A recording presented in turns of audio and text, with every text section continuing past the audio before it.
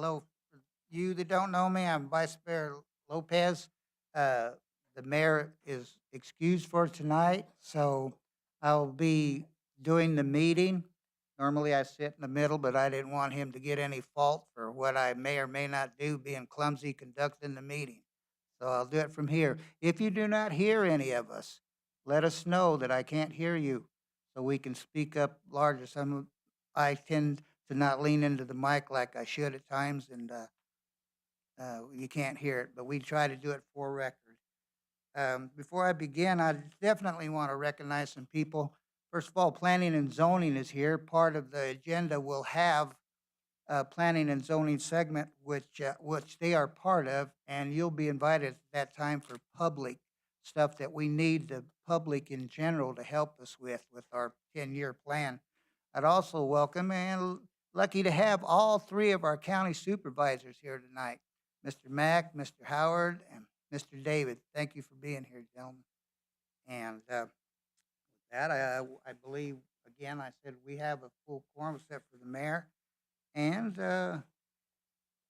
I will conduct the Pledge of Allegiance if you all stand with us and remain standing. And will you please mute your phones? I pledge allegiance to the flag of the United States of America and to the republic for which it stands, one nation, under God, indivisible, with liberty and justice for all. Good evening. As we come together in this place of civic responsibility, may we be mindful of the privilege and duty entrusted to us. Let us be guided by clarity of thought, strength of character, and a genuine desire to serve the common good. May our conversations be marked by respect and collaboration, even when we differ, and may our choices reflect the values and hopes of those we represent. Let us lead with patience, act with wisdom, and move forward with purpose, always keeping the best interests of our community at heart. With appreciation for each voice at this table, we begin tonight's meeting. Thank you and amen.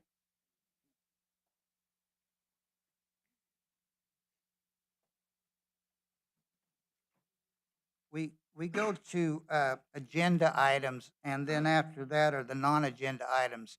On these items, the public gets 3 minutes to speak. It's just for information for us. We do not respond back to you, so if we're not talking back to you, don't think we don't care. But that's the rules that we have to listen, and you get to say your piece. And if we give direction to staff on what you say, yeah, and you'll hear us speak. But other than that, don't think we're not interested. And you'll get 3 minutes. Clerk? We have a total of 4 comments for agenda item. They're all for number 13.3. At the first one is Mary Bingham. If you'll please come to the podium, state your first and last name and your address, and we'll start your timer at 3 minutes.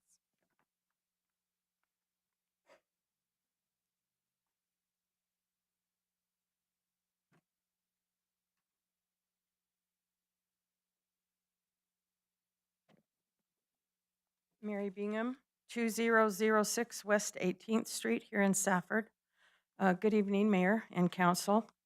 I would like to start out by saying that it's a no-brainer to keep Eric Bejarano for our new city manager. He's been our assistant city manager for the past several years, and in my opinion, has done a fabulous job. He is present and engaged at all of our city functions and has represented our city with professionalism and knowledge. He and his wife Trinity own and operate a business in our downtown area, which makes him fully vested in helping to make our city flourish.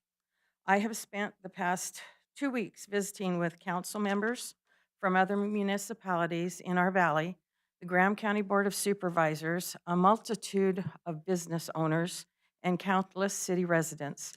Everyone is 100% on board in support of Eric being our new city manager.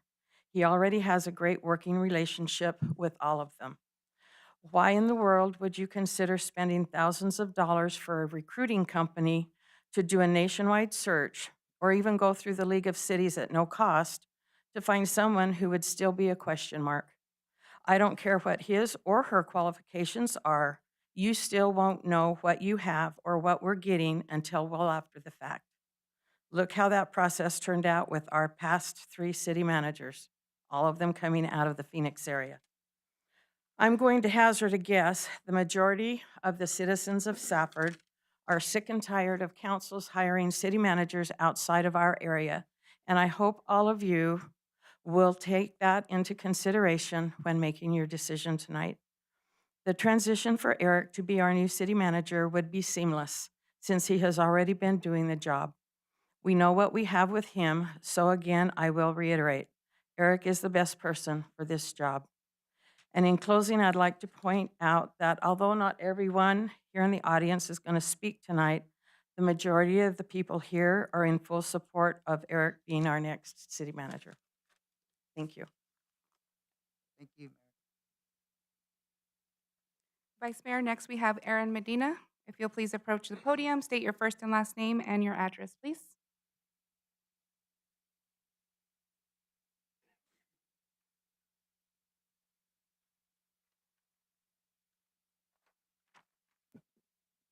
Vice Mayor and Council. My name is Aaron Medina. I actually just got a new house and I can't think of the address right away. So I live in Thatcher though. I am the Assistant General Manager at the Mount Graham Golf Course. And the reason I'm even up here speaking to you guys is because I'm fully in support of having Eric be our city manager and just the support that he has given the golf course. Uh, I've been there now on and off, but like a total of 4 years. And I felt like there was no relationship with the city. As soon as Eric got it under him, it's been amazing. Like I feel like the course actually feels like it's a part of the city of Safford, and I just think that's amazing. And I would like to continue that. I don't know if hiring someone out if they would change it, but I know who is currently here is in full support of the golf course. Uh, I've also been coming to a lot of your guys' meetings and just listening to your citizens and what they say, and a lot of them are saying they don't want someone who's from the outside. Okay, looked at a lot of comments on Facebook. Everyone is saying they don't want an outside person. Uh, Before I knew Eric, I would have thought he was a city manager. Being at every event, being there, social, talking to everyone, that is who you want as a city manager. Nothing against the recent one, but I had never seen him. I was out there at the course. I've never saw him once. Around the city, never saw him. Eric, I have seen more than probably my own wife, honestly, in the last few months. So, uh, really, I'm just in full support of Eric being the city manager, and I really push that you guys just go that route.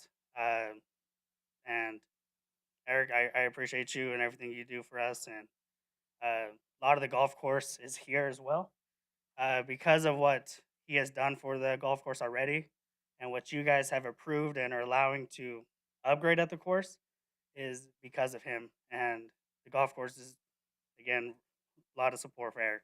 So thank you. Vice Mayor, next we have Tony Garcia. If you can please approach the podium, state your first and last name and your address. My name is Tony Garcia. I'm from live in Thatcher, 462 Eagle Meadow Loop, Thatcher, Arizona. Evening Council, Vice Mayor Eric. Pretty much, Aaron and Mary pretty much said what I wanted to say, but a couple of things I want to add to that is that I've had the pleasure to meet Eric and got to know him, and you can't ask for a better person than Eric. And he's done a lot for us. I'm not only speaking because I work at the golf course because of the things that he's done and that he's always attending our different functions and stuff like that. But there's so much more that he's done. I like that he's already approached Thatcher Council to kind of mend the fractured relationship we had, and but I feel the same as why do we need to go and spend money from outside when we have a man right here that is perfectly doing the job and will do the job in his best interest is for Safford and the Gila Valley, and he's a good people person, and I just want to thank you. I have nothing negative to say about Eric other than you need to work on your golf game a little bit. So, thank you. Vice Mayor, next we have County Supervisor Paul R. David. Wrong Paul. It's Wrong him Paul. first. Paul. You'll be next, Mr. Larson. My brother Paul and my other brother Paul. Good evening, Vice Mayor and Acting Mayor and council members. It's my, I want to let you know tonight that the Board of Supervisors, we have been very, very careful and have made an effort not to interfere, not to lobby or campaign or do anything. We respect the autonomy of the council. So my comments tonight are as a citizen of Safford. I live within the city limits, but I want you to know that we know that you'll make a good decision once you have all the information. I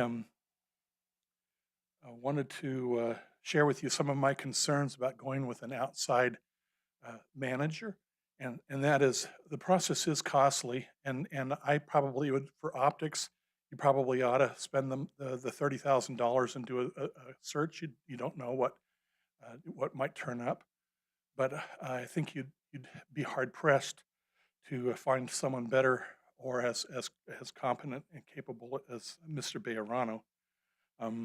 One of the concerns about having an outside manager is that there are a lot of unknowns with the concerns about litigation.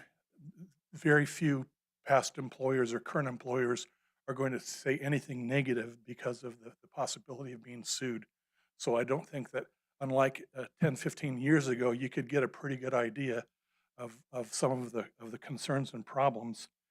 Also, anyone who will respond is someone who is either unhappy where they're at or they're looking for something better. And we don't know, you don't know if they'll be a good fit, whether they'll like rural life if they're from another area. And sometimes the people who are really good at interviews, really good at presenting themselves and selling themselves are just a little bit too slick and too well versed in politics and dynamics. I would like someone, I'm not saying that Eric is a simple person, but I would like someone who have a high level of confidence and integrity. I've got 40 seconds. Eric is a veteran. I would like to honor his service as a veteran. He has served as a police officer and is retired from that in an urban setting, so he understands law enforcement, which is a great benefit. He understands small business, working for the SBDC at EAC, and would help with economic development. He is a successful manager of the air ambulance, and he's also a wonderful volunteer. And for all those reasons and more, I would say please consider strongly Mr. Bejarano as you look at others. Consider strongly and give him an opportunity. Thank you. Vice Mayor, next we have Mr. Paul Larson from Southwest Gas. And he'll be commenting on a non-agenda item. Yeah, I was all set to welcome you too, sir, but beat me to it again. She'll do that to all of us. You just Yeah. glad you're here, He's sir. a big guy. You don't want to get in front of him. So my name's Paul Larson. I'm here on behalf of Southwest Gas. My address is 6253 South 20th Ave. I was born and raised here in Safford. So as you guys know, we're kind of new to the community here, Southwest Gas, and I'd like to say that it's been a great pleasure being here. We've started a new committee here. We've worked with Morgan Sill on a joint trench committee, getting contractors and stuff together. So collaboration and relationship between, all the entities here in this community have been awesome. And so I'm here to talk about two more things. One is a specific incident, but first I want to talk about we acquired a mutual assistance agreement with the city of Safford, which that went into effect last year. It's a voluntary one, and So now I'm going to move on and talk about a little incident that happened where the city really helped us out. So January 14th is a Wednesday, a couple of weeks ago. Kinder Morgan's line got hit, and so they're the main transport line that runs through town. They're located, this hit was just over here on Jensen Hill, just east of 191. And because of that line break, there's two lines that come through there that will feed our taps. They didn't know which line got hit, and they couldn't go in and locate it and figure out which one got hit. So they made the decision to go ahead and shut both lines down. So they've got valves out east of town, and they've got another set of valves here right in the middle of the city of Safford. They call it valve 12.5. So they shut those two valves off. And when they shut those valves off, we lost 6 mainline taps that fed all of Safford East, and then, you know, down Monteith Lane, Solomon Road, and then down 191 all the way out to the fairgrounds. So we were distraught once they told us they were shutting it in. It's like, can't you just take a pick on one line and just shut one in, take a guess at it? And they're like, no, we're shutting them both down, so there's nothing you can do. So they proceeded, they shut their valves, and my first call was to Raymond, the manager for the city of gas, for the gas department, you know, talk to him. And, you know, we're working on ideas to help save our system, because, you know, if we don't have a feed, then there's nothing we could do. So we had potential of losing 454 customers, and we only ended up losing like right around, don't hold me on these numbers, about 267 customers was what we ended up losing. And we were able to save 187 customers because of the city of Safford, their employees. And so those customers all through the night were able to backfeed from the city of Safford. You wouldn't believe some of the things we did to get it there. But we were able to save that 187, and then we were able to bring tankers in, maintain them, and then finally on Thursday around 10 o'clock, Kinder Morgan was able to get one of their lines fired back up, and we were able to get service, and we started relights around 1, 2 o'clock Thursday afternoon. So I'm here to give thanks to Eric for his team. We were out there at the reg station with all of Raymond's people, and here comes Eric, and I was like, "The hell's he doing here?" But so, and I didn't know they were going to be talking about you tonight. I had no idea. So, to Jeff Lowe, the utilities director, appreciate him, and Raymond and Les are back here. Big thanks to them. They jumped out and helped us, and you know, and that's what it's about in the community. So that was pretty cool. So Raymond, please pass thanks on to your team. So they did an awesome job, and you know, so great to be part of the community, and I appreciate everything. And I'm for him too. I don't know if I can say that.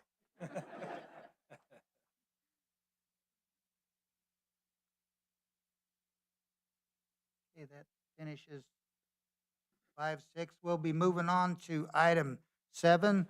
This is a presentation from the wastewater treatment plant ADQ award. Mr. Seal. Good evening, Vice Mayor and Council. So I received an email from ADQ letting us know that we've been selected for an award at the wastewater treatment facility. So we felt it'd be appropriate to present that award here today to the council. I want to introduce Justin Harris. He's from the wastewater treatment, or the Arizona Department of Environmental Quality, and his position is Manager of Community Engagement. I don't want to steal his thunder, so I'll keep it brief. But this award is a bronze award, and how it's selected is it's an internal process. So ADQ has come to the site and actually selected us based on what they saw.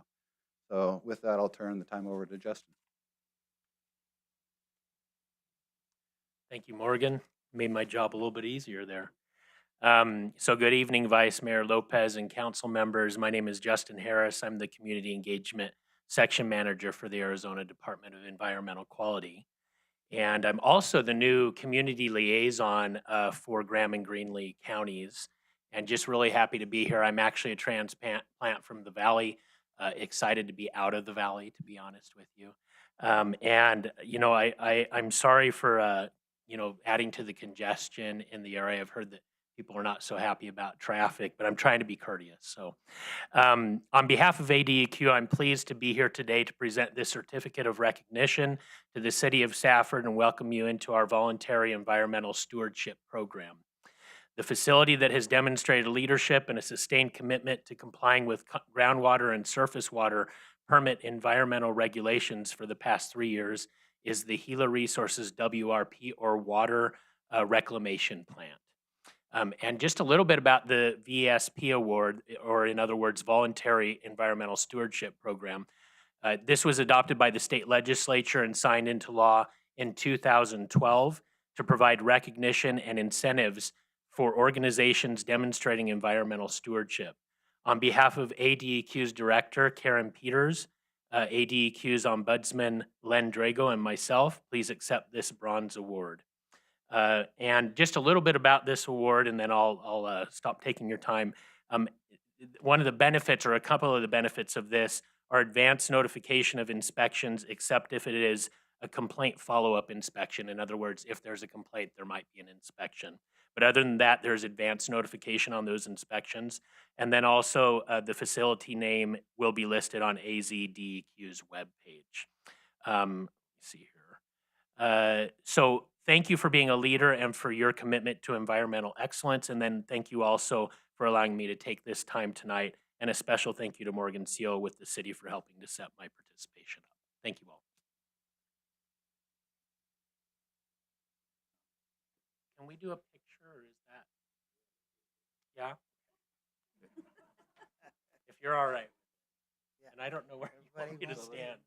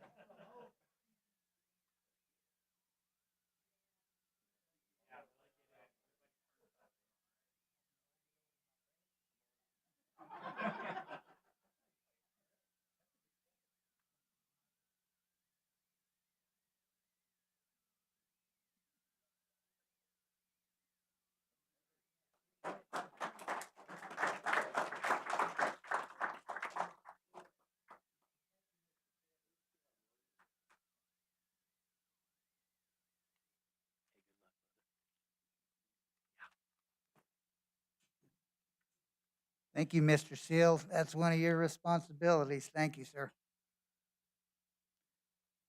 So now we will move to, better check with the clerk, keep me straight. We're going to 9. We'll be entering into convene into a work session. In a work session, we take no action. It's strictly for discussion. Item 9.1, the general plan. Jamie? or Ms. Good Embick? evening, Vice Mayor and Council. This is a request for the Mayor and Council to hold a joint work session with the Planning and Zoning Commission, who are here in the audience, many of them, and for this Safford 2026 General Plan Update. Strategic goals are quality of life, public information, and outreach. And just a note to everybody who is here or watching online, relevant documents are located on the city website. And there is on the bottom right-hand corner a general plan tab, and you can see all of the documents, including the current plan. Or you can call me at 928-432-4299 or email me jmbick@saffordaz.gov for comments. And with that, I will hand it over to our two gentlemen from the Planning Center, Brian Underwood and Garrett Aldrete. And we have some exciting news about the survey that was given at the Planning and Zoning Commission meeting. We already have a lot of responses from our online outreach, so thank you.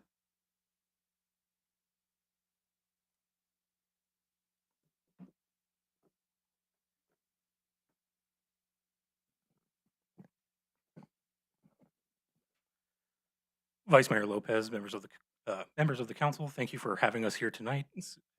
Members of the Planning and Zoning Commission, as we move through this, feel free to participate as you wish, and anyone in the audience Also, feel free to provide any of your comments or input as we go through this presentation.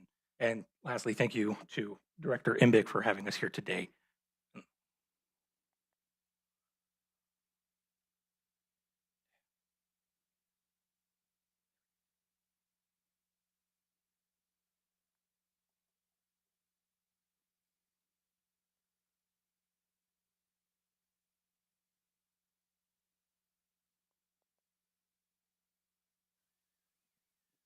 So if everyone can see onto the screen there, the QR code at the top is the QR code for the online survey. So if you wish to take the online survey at your own pace, at your own time, feel free to scan that QR code and bookmark that. And then the QR code below that, the larger one, that will be part of this presentation here tonight. That is an interactive presentation. And then if you are unable to scan that QR code at the top, you'll see there's the minty.com, and they have a use code there. So you can enter that code, and this will be on any of your devices. And if there's anybody who would like to participate with a paper copy of the survey, we have that as well. So if you would like to participate with a paper copy, please raise your hand, and Brian Underwood will come around with that paper copy. This is fun to participate in, so if you have the time to scan that code, I'd sure appreciate to be part active in this meeting on it. It's simple. I did it.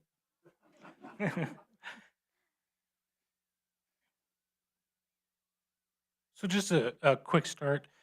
Again, my name is Garrett Oldrett, and I'm joined by Brian Underwood, a principal with the Planning Center. Other members of our team include Linda Morales, the CEO of the Planning Center, as well as Maria Mosque, who was heavily involved with the prior 2016 general plan update. So was Brian, who's here today. And so this presentation, if anybody watched the presentation last week, we reorganized it a little bit to try to make it redundant, or not as redundant. And we're also trying to get through some of the more personal questions of this survey a little bit faster so that we can get to the exercise in discussing growth areas, as that's our main topic that we would like to discuss tonight with the community is how you view your growth areas and the direction you would like those growth areas to go. So just quick as the agenda, team introductions right now, and then I'll go through a quick project overview as to what exactly the general plan update is, and then the purpose of the general plan, the public outreach. So what we've heard so far from the respondents to the online survey that went live last week is, as I checked this morning, we currently have 77 responses. So again, if you have that online survey link, please participate, as that is how we are learning how we need to reshape this general plan for the next 10 years for the community. And then we'll do a quick discussion of just where that general plan is going. And then, as I mentioned, those growth area exercises, and then any other questions that anybody part of the community or anybody on the council or planning zone commission may have, we'll be more than happy to answer those questions. So just a quick background on the Planning Center. The Planning Center is a planning and landscape architecture firm. We're based in Tucson, Arizona. We've been there for 40 years. We work with a lot of the jurisdictions in southern Arizona, private and public landowners, doing different public and community development projects, as well as private land entitlements and different landscape architecture plans for large and small companies. So just a quick, if you noticed on your device, if you're participating, you'll see that this question is now on your device, and you'll have a yes or no, so you can click yes or no, and as you see, those bars will start going as people answer questions. So we will leave a little bit of time for each of these questions so that anybody participating in the audience or on the council has that opportunity to answer those questions. But as I had mentioned, we are trying to get through this one a little bit quicker. We know there's a packed agenda tonight. We don't want to leave the council here all night.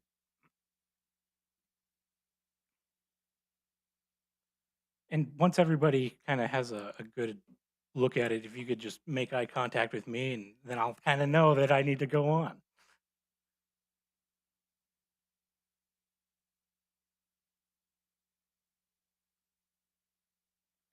All right, we'll go on to the next. So if you answered yes to the question, please go ahead and place a dot If you are participating in that online survey, you'll just be asked to provide those cross streets. And then again, if you would like to do it physically, we have a large map in the back on the table. You can place a dot there. There's some dots with that table. So if you would like to participate physically.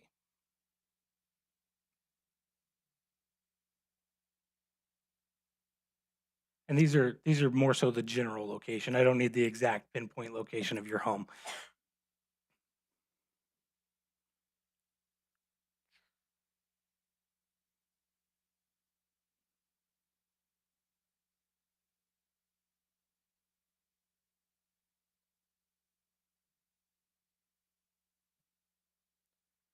All right, I'll move on to the next question.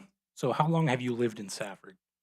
So we heard there's quite a few different people who've lived here for the past 5 years, as well as some that have been here much longer. So it's always good to know who's participating in this and who we're hearing from the community.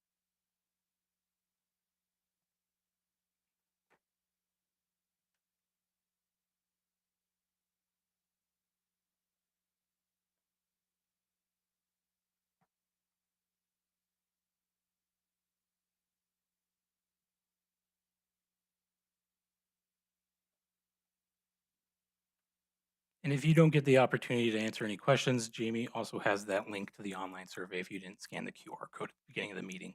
And so she'll be able to send that out on any of the city's socials. So we'll move on to the next slide. So do you work in the city of Safford?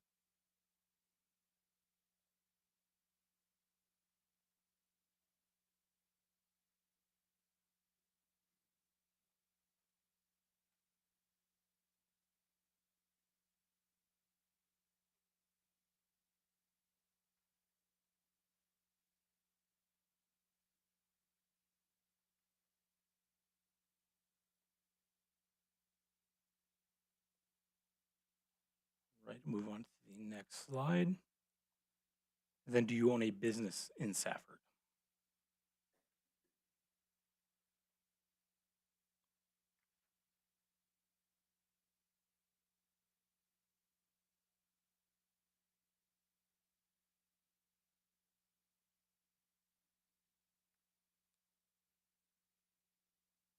Looks like we got our 6 participants, so I'll move on. So then if you did answer yes, go ahead and write what type of business it is. So whether that is a farm or maybe it's a business in downtown or maybe it's a business you run out of your home. It includes any of those businesses. So please go ahead and write what type of business you have.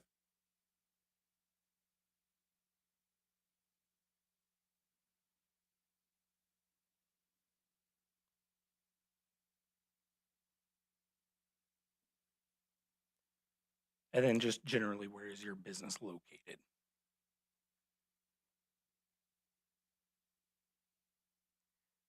I think we only had one respondent on the business owner, so that will be that.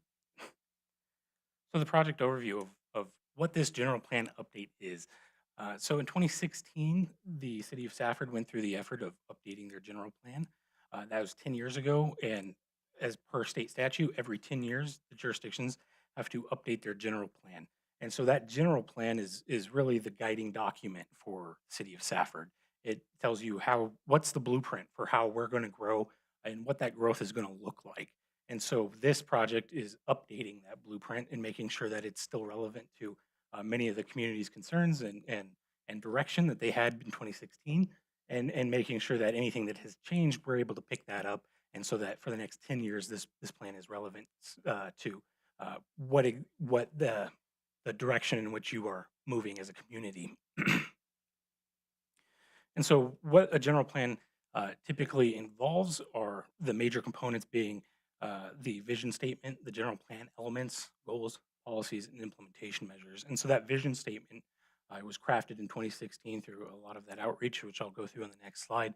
And that really is what sets what the city of Safford and its residents, its businesses, its community, what they want to be and what they see themselves as. And then those general plan elements or elements that is one of those that we had discussed is going to be growth areas. So these are required by the state statutes, and growth areas being where is it that the city of Safford would like to grow, where they see that growth occurring. and how they would like to manage that growth. And then also other elements is important elements such as water resources and energy elements, conservation. There's different requirements that a general plan must include. And then the goals, policies, and implementation measures, those are how you go about achieving this general plan. How is it implemented? And so those goals are large overarching ideas as to what this community wants. So a goal could be that you would like to conserve water. Well, the policy would be look to revise any of your codes to include water conservation measures.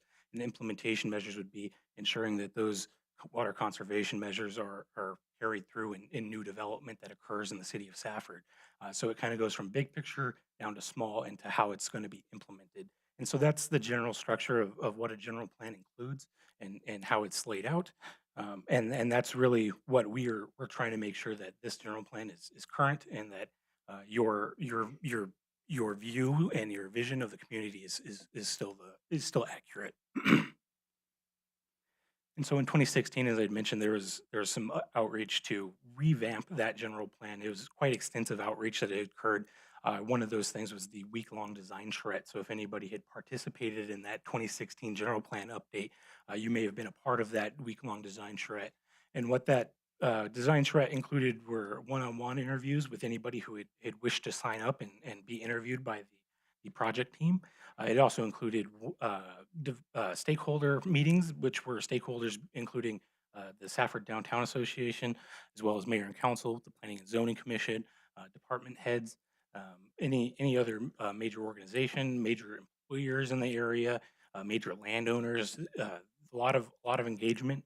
And then outside of that week-long design charrette, there was also outreach that occurred through surveys and at the Graham County Fair and other pop-up events that had occurred across Safford that this 2016 general plan update included. And so it was quite the extensive outreach at that time to update your general plan and really create a new direction for the city of Safford with that general plan update. And so that is where going on to the next, I would just like to know who all participated in that previous general plan update.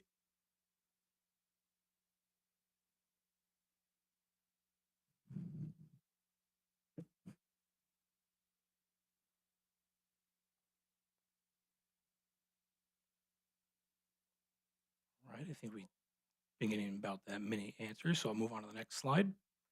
And so this one is more of a free response. You have 200 characters, but if you run out of characters, you can submit and put more.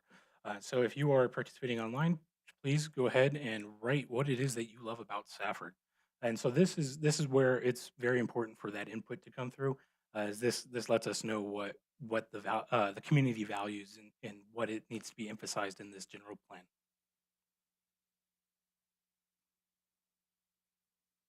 And again, if you would like to start taking this survey, that code is still at the top at menti.com. You can go and enter 3621 4176.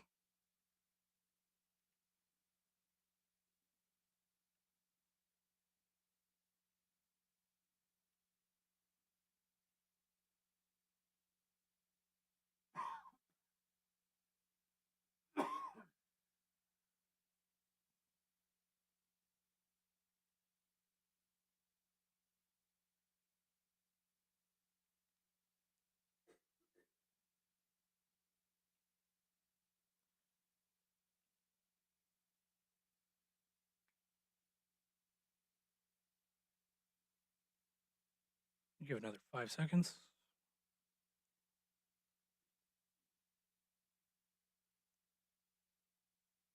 So the people, all the great events and close-knit community togetherness and support. And so those are all very similar to many of the comments we've been receiving over the past few days from the online survey. So it looks that though there's a lot of consensus around what it is that people love about the city of Safford, and that's the community you guys have here. And so over the next 10 years, what would you like to see happen within the city of Safford?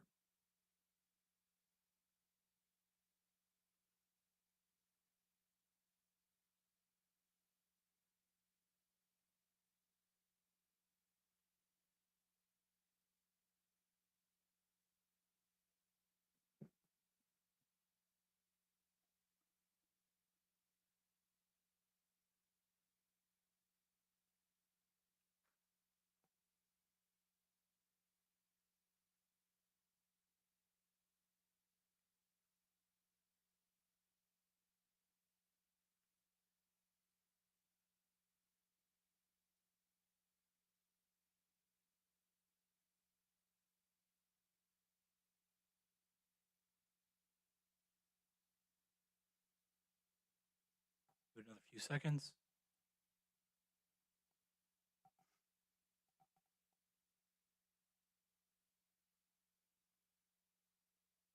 Indoor recreation, indoor recreation, youth athletic facilities, housing and growth, affordable housing, enhanced events, economic development and support, and growth. So again, new businesses. And so these, again, I'll go over some of the survey results we have in the next few slides. These are, again, very similar to what many of your other community members have been suggesting that they would like to see happen over the next 10 years as well. And so if you could just identify your top 5 priorities from the list that are now showing on your devices, you can select any of those 5. And I know it's very hard to see on the screen there. We'll just move on after we get that input, and I'll be able to read those off as to what the highest are coming out to you all, just because I know it's probably a struggle to read that.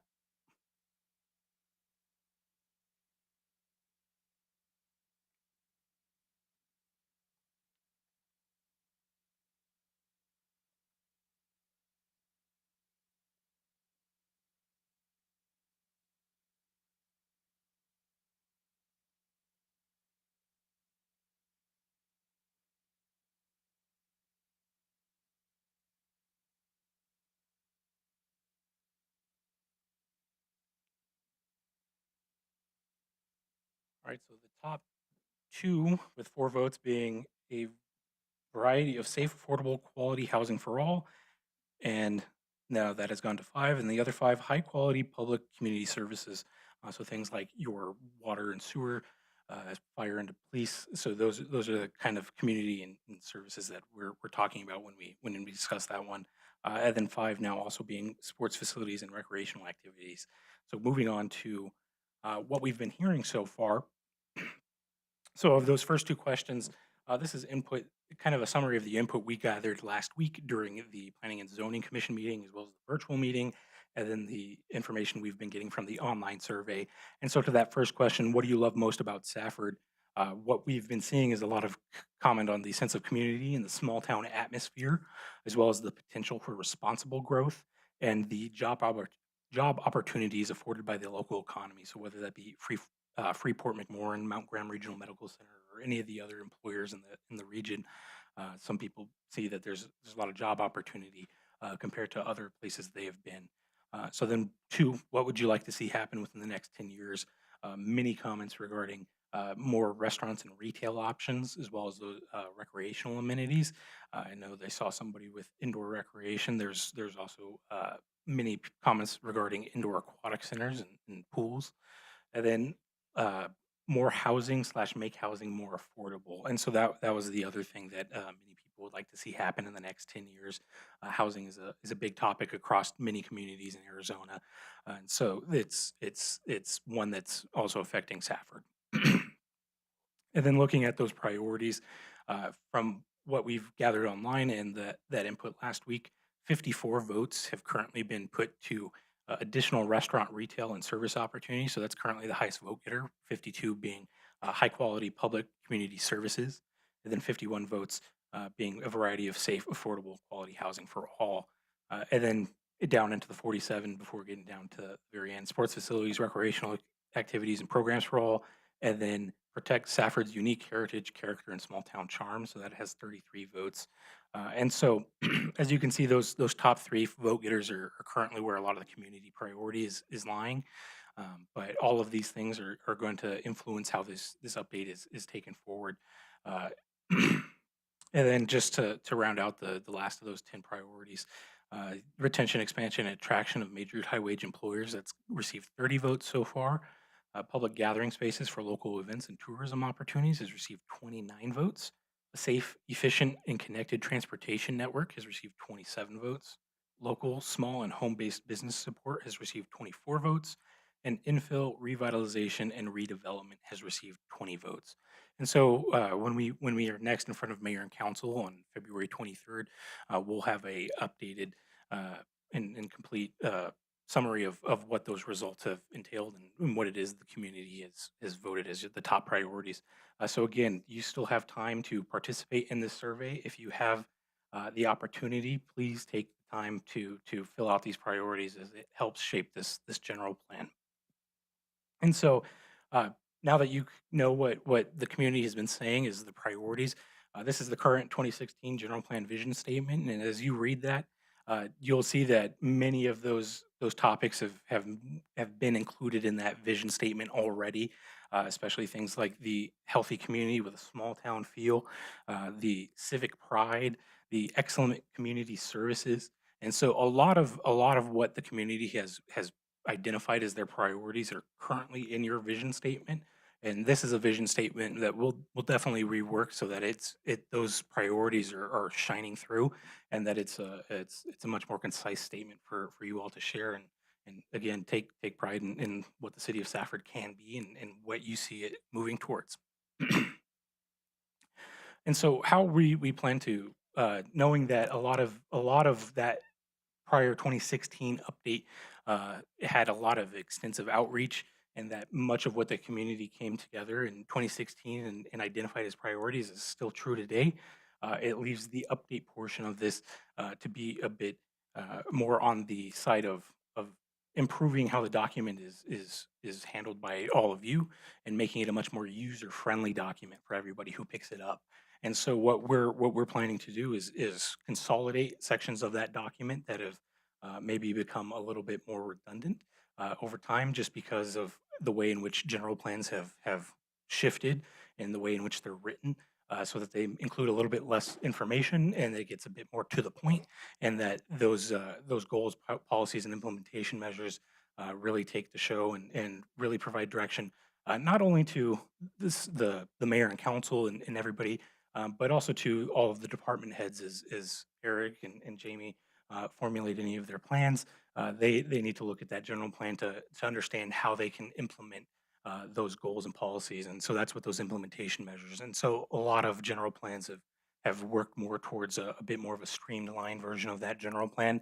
And so that's what we're going to be working on is reducing the number of pages, the number of words, so that it's much more direct, and it's a much more user-friendly document. And as you can see, we're thinking about changing the structure of the document so that some of these elements are combined into a single chapter, so that as you read through the document, that narrative is a much more clear narrative, and you don't feel as though you need to jump around in the document. And so that's the goal of this general plan update, is streamlining it and making it a much more user-friendly document, while hitting on those items that we've identified from the community as being important to emphasize as we carry this general plan forward for the next 10 years. And so the next one is another exercise, and this will directly feed into our discussion on growth areas. And so in your view, where has growth in Safford been occurring?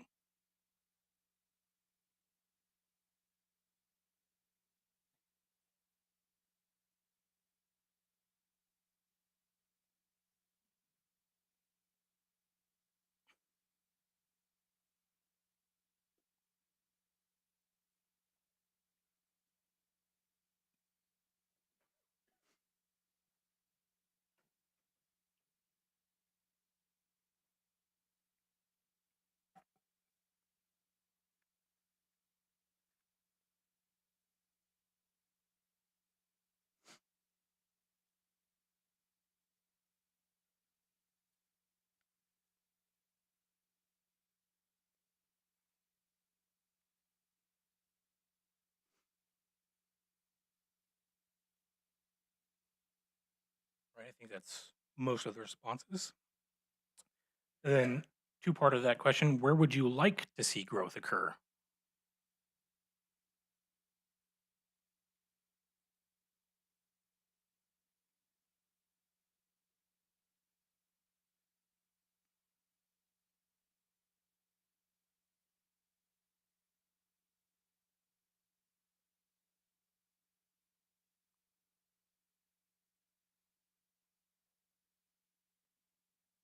Looks like we have all the respondents that have been participating.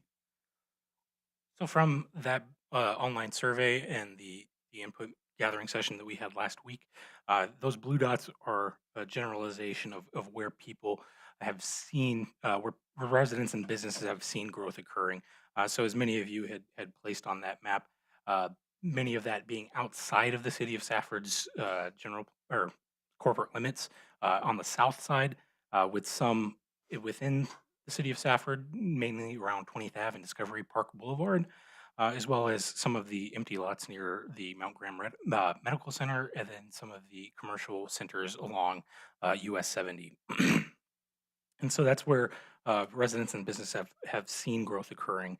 And then where you would like it to see, where you would like to see growth occurring, I made the bubbles larger, mainly for the fact that is where much of the input was directed, was that the growth they would like to see it happen around US 70 in that east growth area, so that darker blue area around Lone Star Road, and then up there kind of on the Thatcher City of Safford border near that commercial center.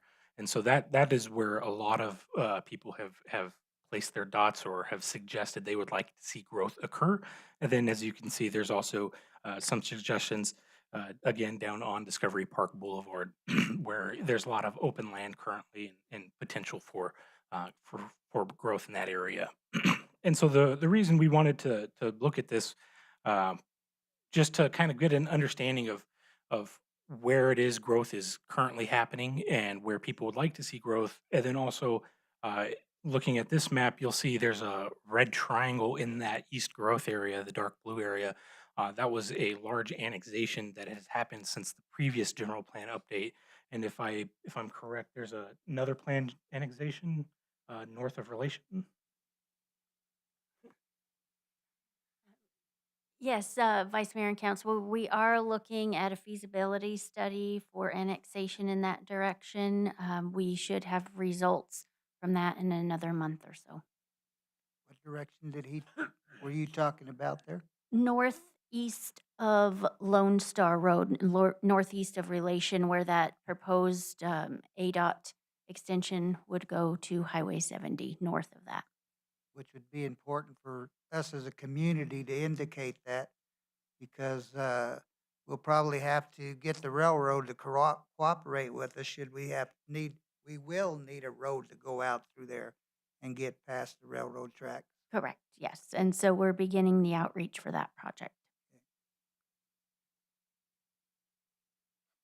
And so the reason we brought up the growth areas is the question of, is there a need to expand these growth areas? As you'll see on here, there's a red line, and that's actually not a line. It is the corporate limits of the city of Safford, and it connects over to the Safford Regional Airport as well as the landfill. And so that line is essentially creating an area where there's no ability for any other or incorporated jurisdiction to annex any of that Graham County land within that line between the main proper of the city of Safford and those strip areas. And so with that being known, and where a lot of people have suggested there's a need for growth and the need for housing, is there a need to expand these growth areas to accommodate any of that growth over the next 10 years? Or does the community feel as though these growth areas are sufficient for the next 10 years? And this is a question that might be able to be better answered in 2036. And so it's an open floor, and anybody who has any comments as to growth areas, if you would like to come up and speak, I would make this mic available to you. And we certainly would like to hear from any of the members of the Planning and Zoning Commission as well as Mayor and Council.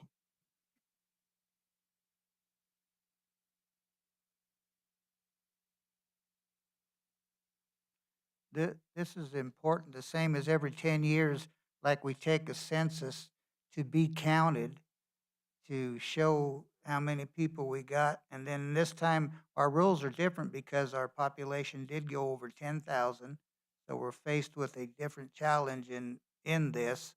This helps us speak to our representatives to lobby for monies and grants, and shows the direction that we want to grow.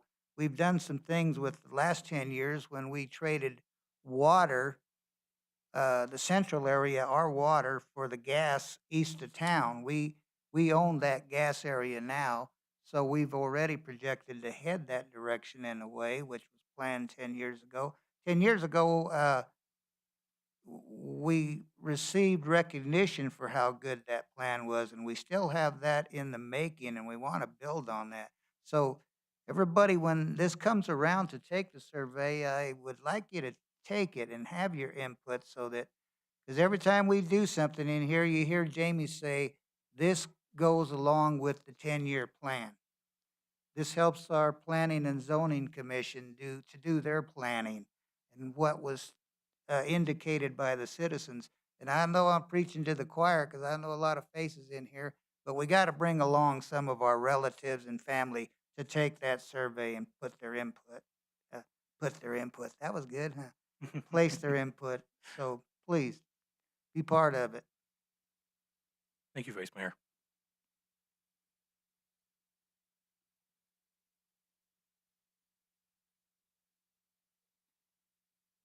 Well, I'm seeing there's not any strong opinion on the growth areas.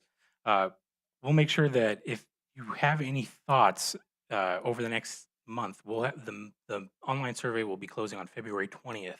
So if you leave here tonight and you think about these growth areas and you want to look at any of these maps, we'd be more than happy to send you any of this material so that you can take a look at any of that and sit with your thoughts and kind of collect them.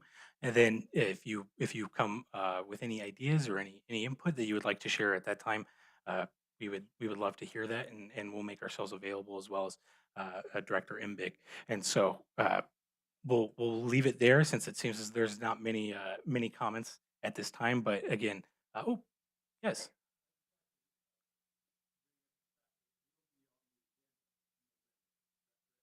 Yes, so this plan will be on it'll be up for vote by the residents of the city of Safford, and it'll have to be ratified by the voters. And the reason for this is that the population of the city of Safford has reached over 10,000.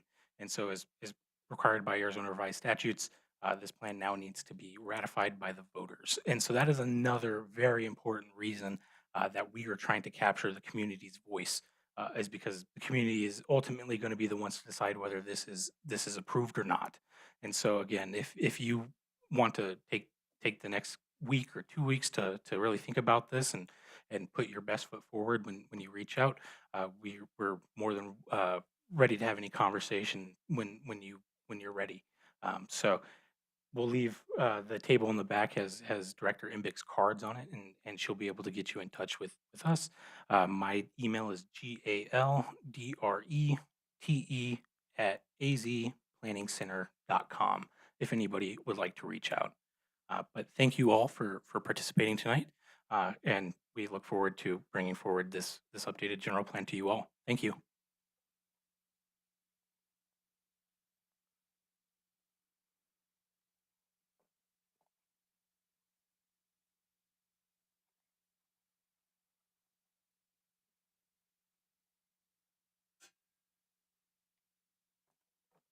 Moving to 9.2, a review of grievance procedure policy. Good evening, Vice Mayor and Council. A council member has requested that the grievance procedure policy be brought forward for review and discussion during a work session. Purpose of this discussion is to gather input from council and provide direction to staff regarding any potential revisions or updates to the policy. The grievance procedure policy outlines the formal process by which employees can raise concerns, complaints, or disputes related to their work environment, treatment, or conditions of employment.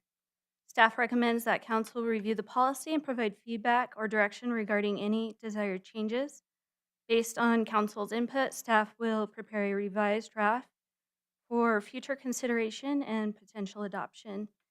And I would like to mention that Steve Coleman is on the line. He is an employment law attorney who supports the city on employment-related regulations through our contract with the city's risk pool. And with that, I will open it up for discussion. Danielle, I requested that this item be brought to council.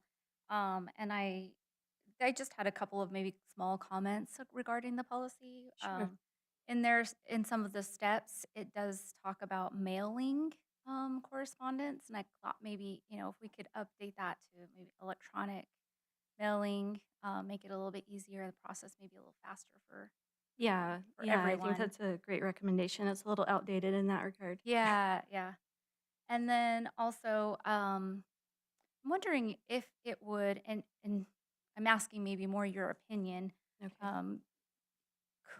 Would it be appropriate to have a grievance committee option or a grievance committee um, for, I don't know, after they've followed or as part of the steps, maybe at the end, and maybe they are more of they play more of a role to assist the manager when making kind of that final decision that's being made.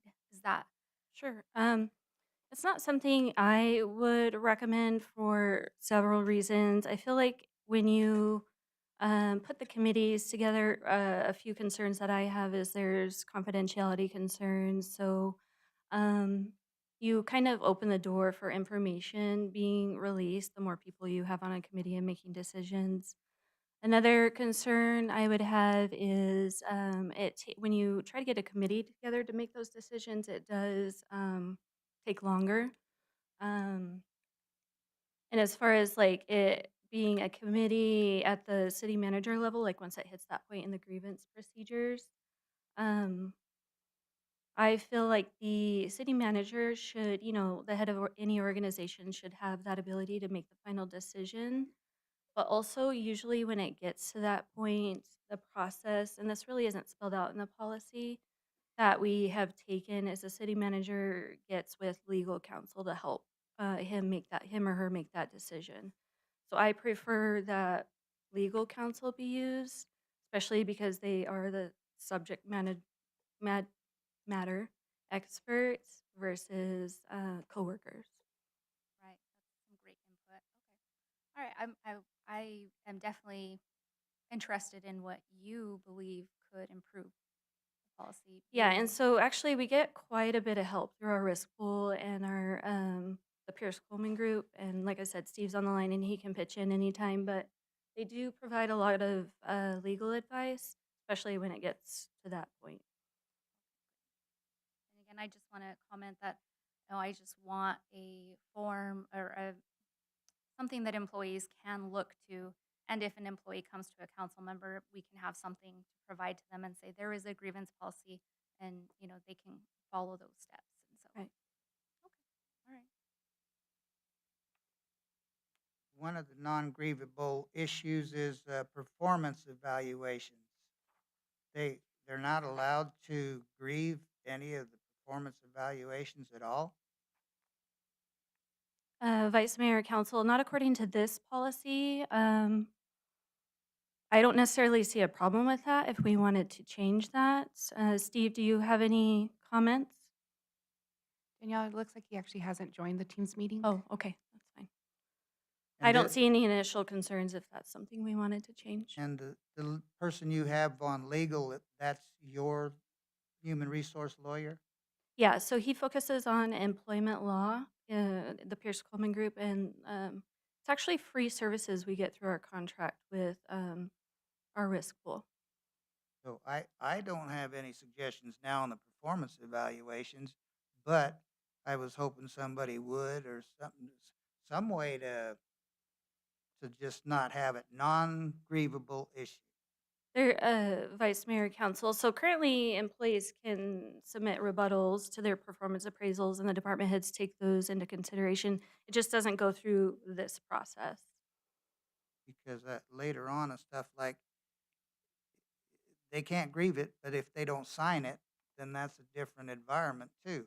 So there's still, this is the first time I've seen this and it brought forward, and I'm glad council lady brought it forward. I still have to read more about it, but that's one of them that stood out to me. If you get a bad evaluation, it tells you got nothing to say. Well, and Vice Mayor Council, we also have a totally separate policy just for the performance appraisal process. So we might at least reference that policy in this. And I think there's some guidelines as far as what the employees can and can't do to write their rebuttal to their performance appraisal.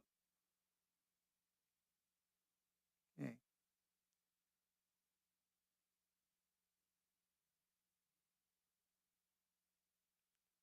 But it just, I don't know, in some areas seemed like it was going in a circle and you'd end up bumping your head and wouldn't have any satisfaction. So that's why I'm glad it's in front of us.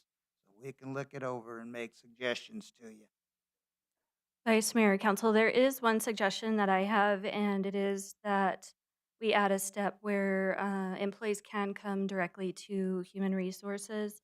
The way the policy is written now, it requires them to go to their supervisors and department heads first before coming to Human Resources, and I have had issues with that process in the past.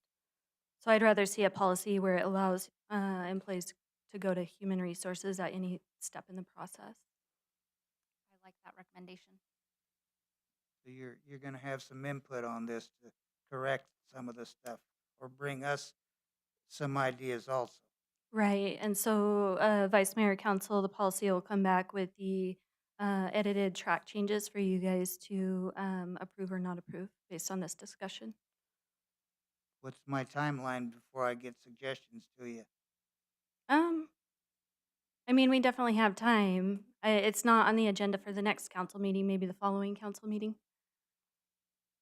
Depends what we're battling. We'll have to talk with Yeah, the manager and see work with him, of course. right.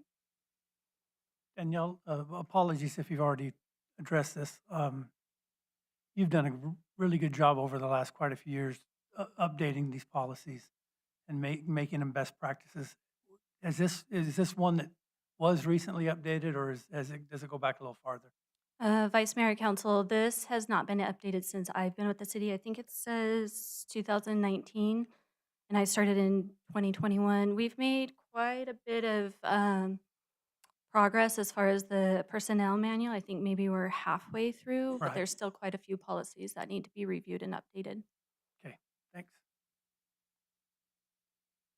That's what's kind of iffy to me. Sometimes we don't see the updates till something happens. So I don't know why that's taking place, but would like to see correction in that too, a little more effort. We're only halfway through. Seems like I heard that over half a year ago too. So, Vice And I- Mayor, oh, sorry, go ahead. and B, I don't know, just for me, whenever there's a request from a council member, it says council member makes request. If it's me, you can say it in the minutes. You can say it in the agenda that I'm the one that requested it. That's okay by me. Thank you, Vice Mayor. It's just really up to whoever puts the item together if they want to directly say who requested it or just put council member or Yeah. vice mayor, mayor. Because if I'd have known a week ago or Wednesday when this came out, what council member had requested it, it may have gave me some time to reach out to that council member to talk to them. I know I can only talk to two others, but at least I could have talked to them. And also just a reminder, Vice Mayor, you can always reach out to us and we can get you the minutes or find out where it came from, who requested it. Thank you. Uh-huh.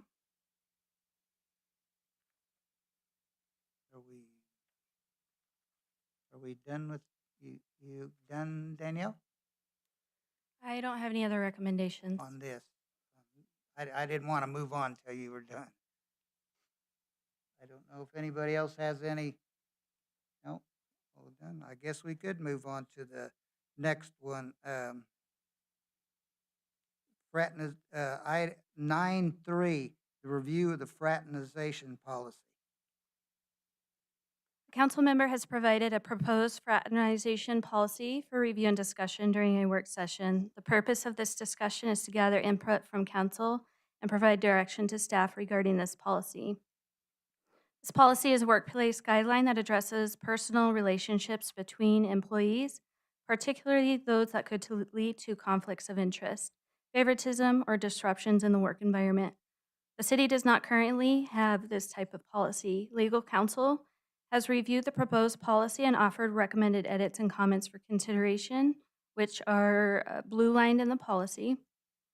Staff recommends that council review the policies and provide feedback or direction. Based on council's input, staff will prepare a revised draft for future consideration and potential adoption. And B, can you confirm if Steve is on the line? Give me just a couple minutes. We're getting him on. Oh, okay, sure. And with that, I will open it up for discussion.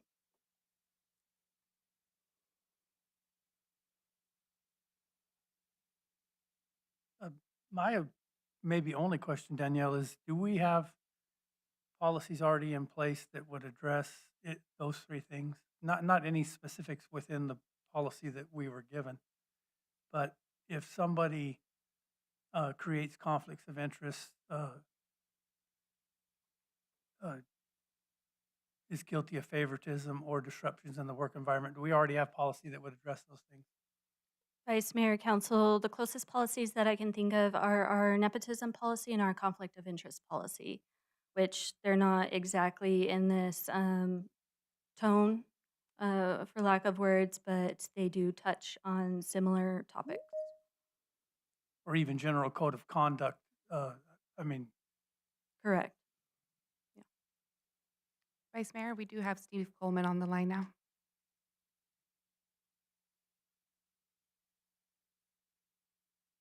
Steve, can you hear us? Yes, I can hear you. Can you hear me okay? Yes. Danielle's currently presenting the fraternization policy. Okay. Danielle, I just have some comments. I think the policy is a little vague. I think it's a little intrusive. I think monitoring and being able to practically, uh, you know, police it? police it, I just don't see that being possible. So I will say I think we have some policies in place, like you're saying, the nepotism and conflict of interest that covers some of these areas, and I would be in favor of not moving forward with this policy at all. Vice Mayor, Council, we did review this policy in the management team meeting. I got the overall consensus that there wasn't a lot of support for the policy in general. And it was along the same lines. It would be hard to track and actually maintain.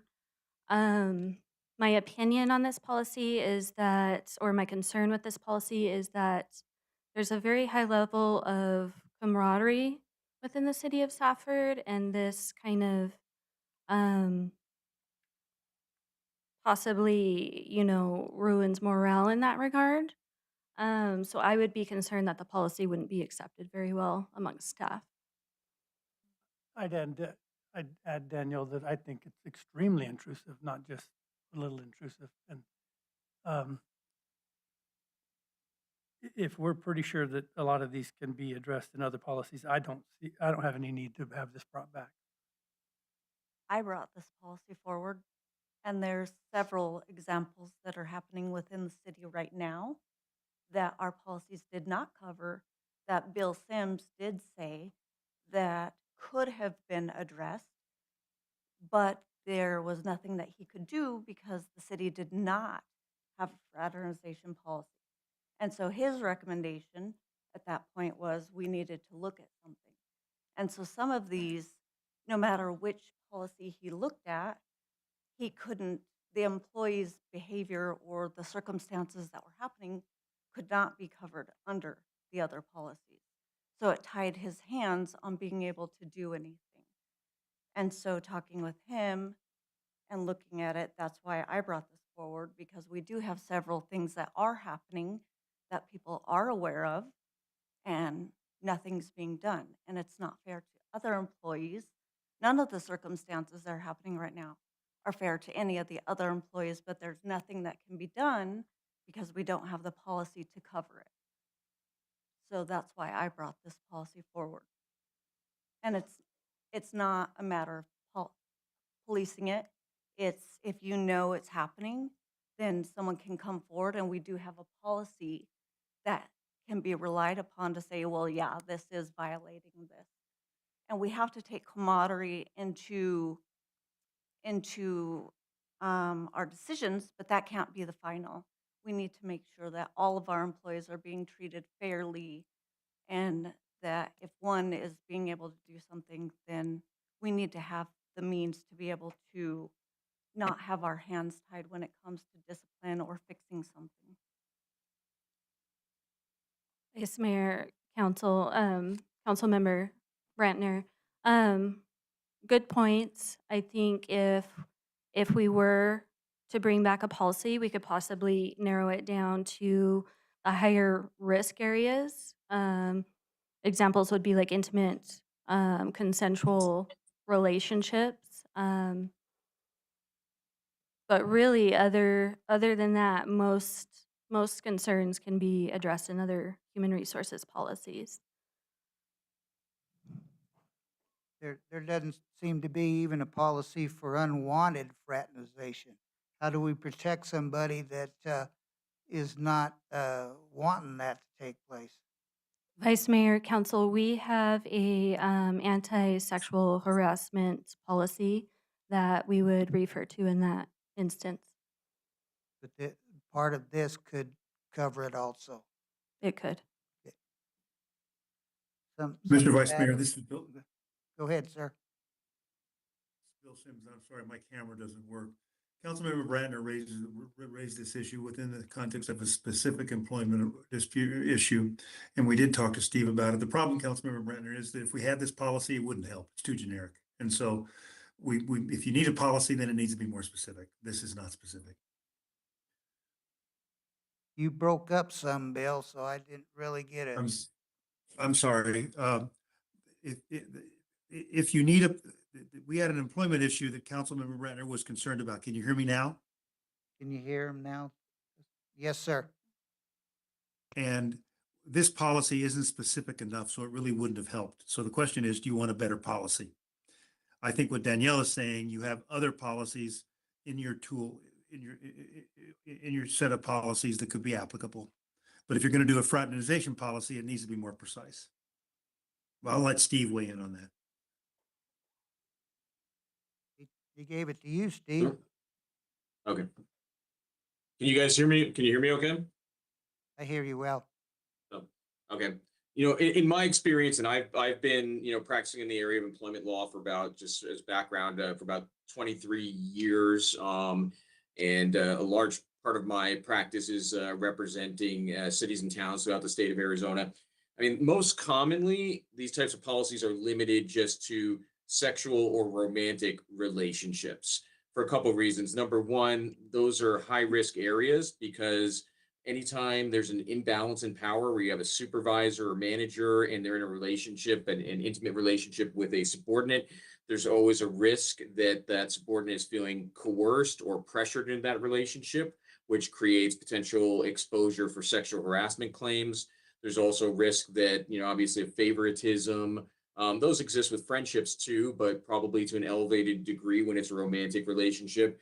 There's a risk that a romantic relationship that ends poorly can result in, you know, claims of discrimination or harassment or be disruptive to the work environment. So that's the most common type of policy we see, is that there needs to be a disclosure if there's a romantic relationship, and then management or HR can take steps to try to change the reporting structure, reassign somebody, or in some cases, if it can't be accommodated, they may even result in termination. The policy here, the issues that are concerns I have about it are probably the threefold. One is that it is, I think, vague in some areas, so it's difficult to understand and interpret where the lines are drawn. What is a close social relationship?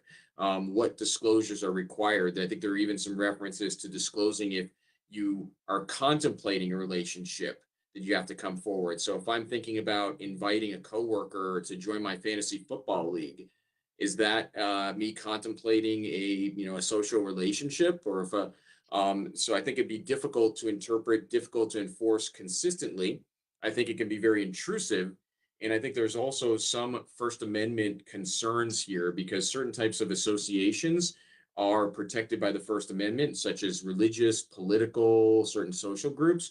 So technically, if I was, going to church with a coworker and we were involved in serving on a church committee together and spent time together, there could be, that policy could be interpreted as me having to disclose my religious affiliation, my religious beliefs, or if I was politically active in a political party or social organization with coworkers, this policy could be interpreted as requiring me to disclose that. And those things can be seen as infringing on somebody's First Amendment rights and rights to privacy. So in my view, I mean, I think the best policy is to limit it to sexual relationships or romantic relationships.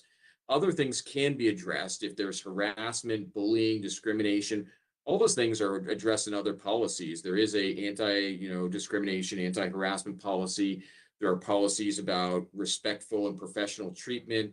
There are policies that say supervisors have to enforce policies consistently. So if you had favoritism because somebody was, just a good friend, that would be, the inappropriate, supervisory behavior, even without this type of policy. So that would be my kind of big picture view on it. Is I think that having a narrower and more specifically defined policy would be my recommendation as the best practice. I'd like to see that, something more narrow then, that addresses that issue. I'm sorry, Vice Mayor, Councilmember Bratner, I didn't hear what you said. I'd like to see it come back with maybe the intimate relationship type thing come back to us. Sure. I just, Go ahead. I just wanted to be clear that I still stand that I don't want to see this come back. Right, and sorry, Vice Mayor, we're in work session, so I don't want to not Yeah, that's. go through the chair like I'm supposed to.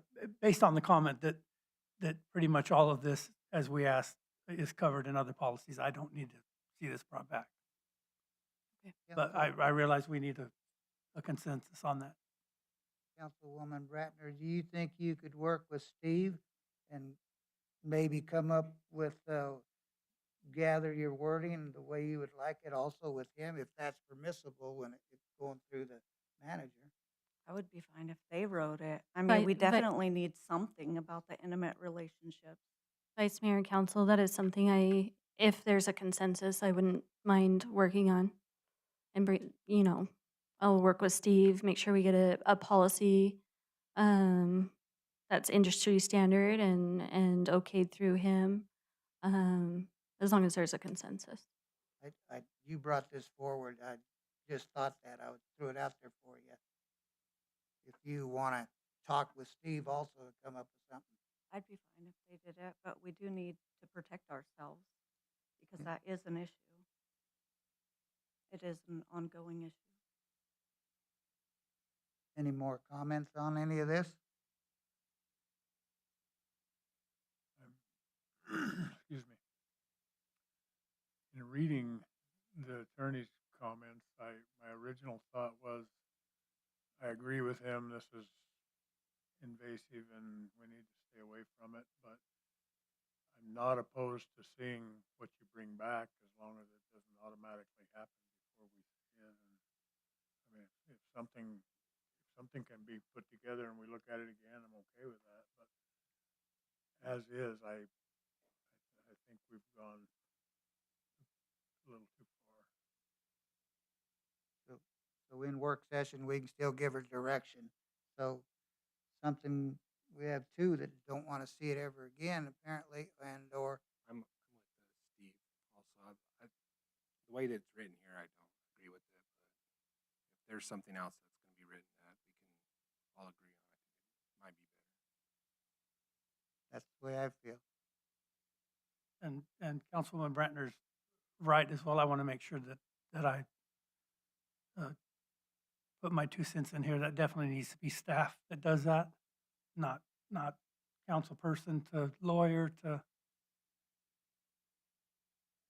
agree with that as well. I would feel a lot more comfortable if that is something that the staff prepares with the attorney. And to be clear, Councilwoman Bratner said that too. So I'm not, I'm not saying that's in opposition to anything but it was mentioned, and that's definitely not something that we ought to do.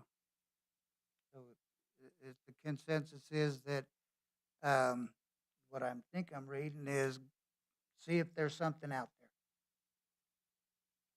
Is that where we stand? Okay, Thank you. thank you, ma'am. Thank you, Danielle. Thank you. Okay, we'll close work session and reconvene into regular meeting. Item 11.1, Resolution R26-003, request for a policy update. That's you, Pete. Good evening, Vice Mayor and Council. Tonight I'm, excuse me, I'm presenting Resolution R26-003 for a public record request policy update.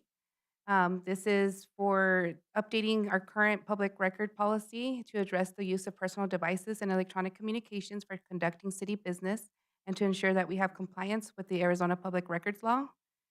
The Arizona Public Records Law and State Statute 39-121 requires that records related to city business be retained and made available for public inspection, regardless of the device or platform that's used. As communication technology continues to evolve, city employees and elected officials may occasionally conduct incidental city business using personal electronic devices or non-city communication platforms. The existing policy does not clearly address these situations, creating the need for the clarification and standardized procedures. The analysis of this policy is the proposed policy changes clarifies that any communications related to city business may constitute a public record, regardless of whether it is created or stored on a personal or city-issued device. The update outlines individual responsibilities for forwarding, retaining, producing, and securing city-related records while prohibiting the deletion or concealment of public records and use of platforms that prevent record retention. The policy balances public transparency requirements with privacy considerations by confirming that the city does not seek access to your personal device on our non-city data. The staff recommendation is that council approve the proposed updates to the public record request policy related to the use of the personal devices and electronic communication in communications for city business. And attached there is the changes that I'm proposing. This was reviewed with Bill Sims. And essentially is just addressing the fact that our record policy that we passed in 2024 didn't specifically state in the event that an employee uses their personal device, which we do have several employees that use their personal device for also city business. In the event that any type of text message goes on, or if there's like a Facebook message or any social media platform, which sometimes you could possibly receive like through Facebook Messenger, for instance. I don't have access to that. And so this policy, the update is just stating that it would be the employee or elected official or volunteer, whoever, if there's any discussion of city business on their personal device that I wouldn't have access to archive, just for it to be forwarded to the clerk's office so we can archive it in the event that we do get a public record request. We already have that on file with us. And with that, I stand for any questions. I do have a question. On the last paragraph, if you can just scroll just a little bit. That last sentence says the city does not require access to personal data unrelated to city business. However, individuals must identify and provide responsive records when required. But when you say that, you're saying records, you're saying city-related records. Correct. Yeah, and So- it is also clarified at the first here that any communication or information related to city business. So it's Okay. only city business. And so, just to as you were explaining it, I just want to confirm. So if I conduct city business on my personal phone, I should immediately send it to you, and I can't wait for you to request it from me. I should just be sending it to you. That would be the best process is to, as soon as you identify that, hey, this is kind of an in-depth, messaging or communication related to a city business, that you would reach out to the clerk's office, either to myself or Jessica, and say, hey, I just conducted this whole messaging back and forth with a constituent. Here's the whole message. I've seen it too, where people that use their personal device will only forward like the section of that the city business being discussed in text message. Might be someone that they continuously always talk with, but then they'll forward over like that specific section of, hey, we just discussed this and I just want to provide it in the event there is any type of public record request for it. Thank you. Vice Mayor and Go ahead, Mr. Councilman, Madam Councilman, can you hear me better now? Can you hear me? Test, can you hear me? You're a little low. Yeah, not real good. Can you hear me now? There you I go. can hear you now. Okay, I'm yelling, okay. The reason we're doing this is that with the creation of cell phones and Facebook, it creates thousands of documents that technically the clerk is responsible for. It is impossible for the clerk to search all of your phones. And so the sentence that was just asked about the council member is exactly the sentence. It says, the city does not require access, but the burden is on the individual to produce. Now, I don't think it needs to be done instantly. In my other cities, they do it monthly. And so what the city employees do, they go through their phone, they say these were, and then they send them over to the clerk and the clerk retains them. But there's no way the clerk can look at everybody's cell phone. The duty has to be on the employee. You, I had 2 points of clarification. What about phone calls, conversations? Well, the Vice Mayor, Councilman Hemphill, that is a little more difficult to retain. You could, forward that information to me, say, hey, I just had a conversation with someone, it lasted this much time on this date. But how would I know what you're discussing? Right. Yeah. And the second question is, regardless of this policy, the Arizona revised statutes would compel any of this to occur. I believe so, yeah. We vetted it through Bill Right. Sims, and it does go with the public record law. Thank you. But that is exactly the issue. Technically, it could impose a burden on the clerk that cannot be substantiated. There's no way she can look. This forces the employees to help her assemble the documents. And regarding the question about phone calls, if there's just a phone call, that doesn't create a record. But if you have a tape of it, if there's a voice message, that would be a record. And so if it deals with something substantive, that's something you should send to the clerk. Thanks, Bill. Yes, sir. well, these are called personal devices, and I think we're infringing on the personal stuff that takes place. These are personal phones of the employees. They don't use their phones as often as I do. They very seldom have them. And I think there's enough statutes out here that could cover this and we could gather it up. This is just making it easier for the clerk to be able to get the information and not have to search it. I think it's another thing that we're taking care of after something happened. And I think it's their right not to guard their own phones and their devices and voluntarily give you the information. Vice Mayor, I think Councilman Arbizo? I don't know, my law enforcement background, I guess. It just, the employee, especially as a police officer, small town, I mean, big communities, it's totally different. Small communities, everybody knows you. Everybody has your personal phone number. So we're telling these police officers, hey, you're gonna have to turn all that over. Bill, will you please answer Councilman Arbizo? Yes, Councilmember Ortiz. So if there's simply a personal phone call from a citizen to a police officer asking about a question, that would be perfectly fine. But if indeed the citizen turns in a complaint, does it and leaves it on a voice message on the police officer's cell phone, even though it's a personal cell phone, that is a public document, and the police officer needs to turn it over. He or she doesn't need to do it daily. He or she could look at her phones every month. But if there is a substantive discussion that a police officer or any city employee receives that deals with city government, that's a public record that B has to maintain. Bill, it's just so vague. I mean, so we're telling these officers, hey, keep everything on your phone for a whole month. No, what we're saying is, well, if they want to delete it weekly, that's fine. But if Then we're there's something violating that the can't, policy. no. Not if it's not substantive. If it was, hey, I want to meet you for a drink, that can be deleted. But if it comes in and says, I saw this crime, that shouldn't be deleted. So we're putting it on them to know what to delete, what not to delete. Well, B can't do it, so we rely on them to do a lot of things for you. That's what I'm mean, they're saying. It's so I'm just talking specifically the police department. So we're saying if they can violate policy if they think, oh, this isn't, that's what happens. We think, oh, nothing's going to happen on this deal. Next thing you know, a lawsuit comes out. We're like, oh, crap. And those are the ones that usually come back and bite us in the butts because we think, oh, yeah, I was perfectly fine with them and my body cam will show this. But then all of a sudden, a lawsuit comes out and you're like, whoa.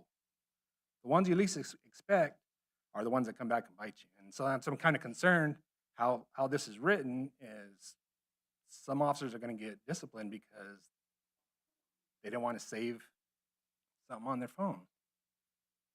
Well, I think body cams have to be kept anyway. Yeah, I correct. do think, yes, so But if they delete it off their personal device, if something was on their personal device, then we have to trust it. We trust them to arrest people. B doesn't go arrest for them. And so we let them make the decision. And if they make the decision, we have to back it up. They believe it wasn't substantive. But B can't look at every cell phone. that's it. I don't want to. Yeah, not a, You don't need to. but the way it's written though, Yeah, and you know, going with what Bill just said, we trusted the employees would use common sense, I guess, that, hey, this is kind of an important conversation that happened. As a police officer, you're probably right. Those things that you don't think are going to come to light, come to light. Yeah. I mean, if you want to dive deeper into it, if we did get like a full-on investigation on text messages, I'm sure forensics could probably step in and, you know, contact the cell phone company, pull the text messages if we, you know, ended up going that deep of an extent. I'm hoping not to get to there. Like, if you feel that there was city business conducted on your personal device, just forward it. Forward it over. Even if you save it for yourself, like in a file for yourself, and then eventually you just send the whole file to me, that would also work. I understand like what this is all about. Like it's for the common person, the lay person, that, you know, this common citizen, the common city worker. It's perfectly okay, which I agree with. But like I said, police officers, their job is like, there's a lot of legalities and stuff that they do every day. That's a lot of information that they're going to have to retain on their phone because, like I said, this is a small town. And I just I have issues with that. Yeah. Bill, do you have any response for Councilman Arvizo? They don't need to retain it if it wasn't substantive. And we rely on them to make substantive sub- decisions every, That's my question. Is we- well, like, what do we well- keep? What do we don't keep? well, do we want B to define that? I think the officer is the best person to define that, and we have to back them. There's no way we can define it precisely, but we have to rely on them in good faith to decide this was something that was important. I'm going to send it to B. I think the last paragraph is sufficient. By conducting city business on personal devices, individuals acknowledge that city-related information on those devices may be subject to disclosure under state law. The city does not require access to personal data unrelated to city business. However, individuals must identify and provide responsive records when required. We're forcing them to turn this in when there's already stuff on the books that covers it. So I think we're messing with their rights. Vice Mayor, that's kind of what I was trying to drill down into, the fact that whether we pass this policy or not, those are all still requirements. We still have it, yes, And, sir. and I think I'm with you that I'd rather that request come as opposed to, and if somebody hasn't retained records as necessary under the law, then that'll be a problem for them, and it will, you know, forensics, as you mentioned, but I don't know that I like the policy.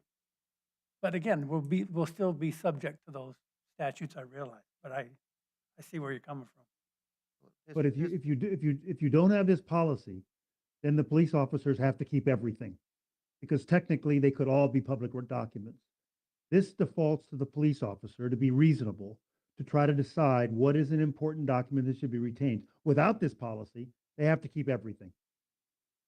Isn't this something that could be requested through their cell phone provider? Because all messages are kept, all emails.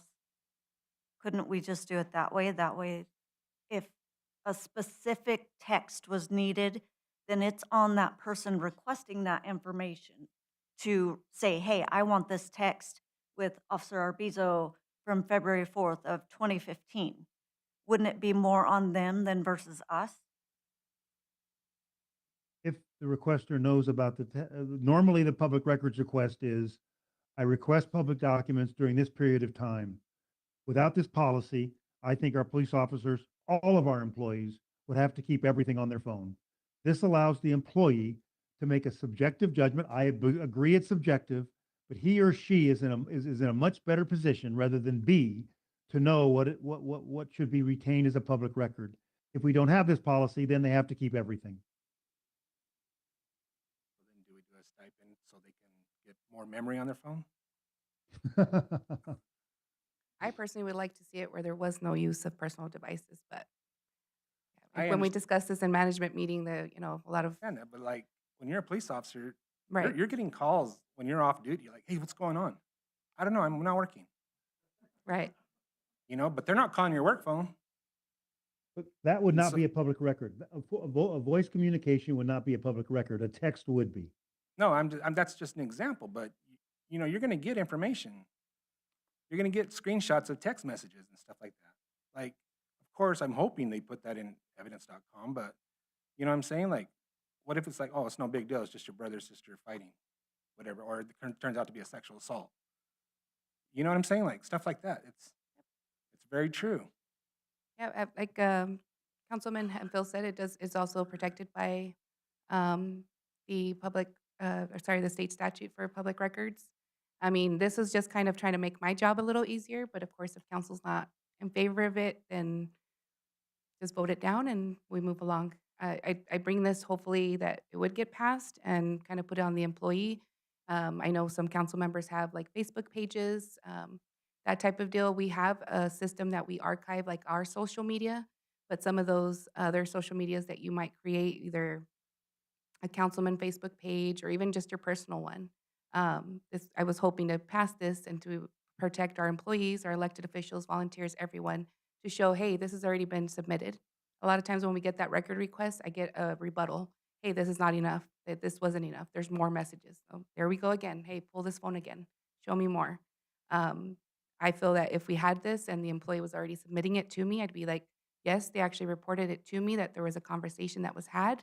Here's the messages that were provided, versus extending a time for me to get access to the phone, access to the records. But again, it is protected also by the state statute on it. So have we finished discussion? Are we ready to vote on this? We have Well, a few- one more quick Okay, go question, ahead, Vice sir. Mayor, and I'm not, you know I'm not the brightest. Is there a difference even with our city phones? In other words, I'm the kind of person that if there's an action item in a text or an email and that occurred, I delete those. So if there was a request for even information on my city phone, I didn't provide, where's that stored? I didn't provide that to you Right. either. Right. And So what's the distinction there? Bill, can you clarify for Councilman Hemphill? Everything on a city phone is a public document. And so, but the question is, if simply an email or a text regarding a meeting, and I would argue that's not substantive city business and doesn't need to be retained. Just to say, or do we have a meeting? And I think you would then make that decision. But do you delete from your city phone, or does Bell B do that? Who does the city phones? They have their own phones. Well, then we have to rely on you with the same degree. So it's Otherwise, my city phone's no different. Right. This is, I again, know. this is just giving clarification if people that are using that non-city device, that they would hand it over to us. the same rules apply. So personal phone doesn't have, it doesn't matter. It's same rules require for the city phone, because you would have Yes, to sir. you'd have to go to the same effort to get the information so it doesn't even matter if we're conducting business on our city phone Correct. Yeah. It was, or our personal phone. It's the same. right. This just clarifies that if you're using your personal device, we do need that sent over to the clerk's office for it to be archived in our system Right. and For the- retained. And again, For the reason someone said earlier, you don't want the government going through the private cell phones. right. The government has the right to go through your cell phone, but this just tells the employees who use their personal phones that some of the information has to be retained. And we don't want B going through the personal phones. We're going to allow the individual to go through her phone and then provide it on a monthly basis. I would suggest monthly, and then purge the rest. We need a motion.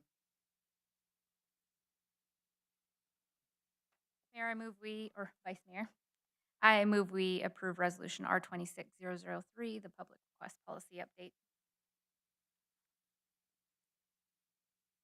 Have a motion.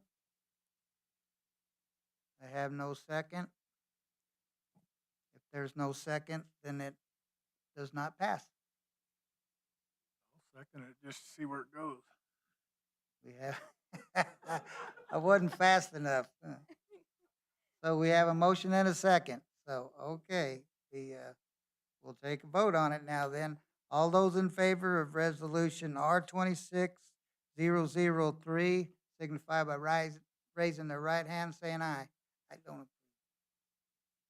All those that oppose? Got her B? Yes.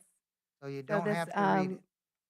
resolution R 26-003 does not pass with a vote of 4-2, with Councilwoman Bratner, Councilman Hemphill, Councilman Arbizo, and Vice Mayor Lopez opposing. Thank you. Item 12-1. You're up there, all right. Ordinance 026001. Good evening, Mayor and Council. The purpose of this, Vice Mayor and Council, the purpose of this item is to present the second reading of ordinance number 026001, which proposes an amendment to section 2.20.060, the compensation section of the Safford Municipal Code. Staff recommends approval of ordinance 026-001, amending Title II, Chapter 2.20, Section 060, to reflect recommended changes to the city manager's severance based on negotiated terms with council. Open for discussion.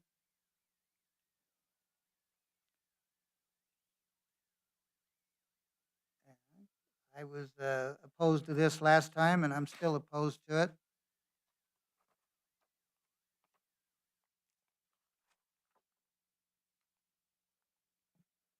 So with all that silence, is there a motion? Vice Mayor Lopez, I move that we approve a second read of ordinance 026-001. Second. Have a second? All those in favor signify by raising your hand and saying aye. Aye. All those opposed? You got her beat? Yes, sir. So this approves ordinance number 026-001, an ordinance of the City of Safford, Graham County, Arizona, amending Title II, Chapter 2.20, Section 2.20.060, compensation of the Safford Municipal Code, with the vote of 4-2, with Councilwoman Bratner and Vice Mayor Lopez opposing.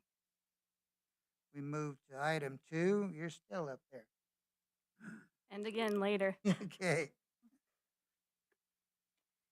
Ordinance 026002. Vice Mayor Council, the purpose of this item is to present the second reading of ordinance 026002, which proposes an amendment to section 2.52050, the fingerprinting section of the Safford Municipal Code, to be authorized to submit fingerprints and receive criminal history information from DPS and the FBI. A municipality must have an ordinance, resolution, or policy that explicitly states the requirement for fingerprinting volunteers if they are to be included. Staff recommends approval of ordinance 026-002, amending Title II, Chapter 2.52, Section 050, fingerprinting. Discussion and/or motion. Vice Mayor Lopez, I move that we approve a second reading of ordinance 026-002. Second. A second. We have a motion and a second. All those in favor, raise your right hand. Say aye. Aye. Any opposed? You got her B? Yes, sir. This approves ordinance number 026-002, an ordinance of the City of Safford, Graham County, Arizona, amending Title II, Chapter 2.52, Section 2.52.050, fingerprinting. We go to 13-1, new business. Minutes.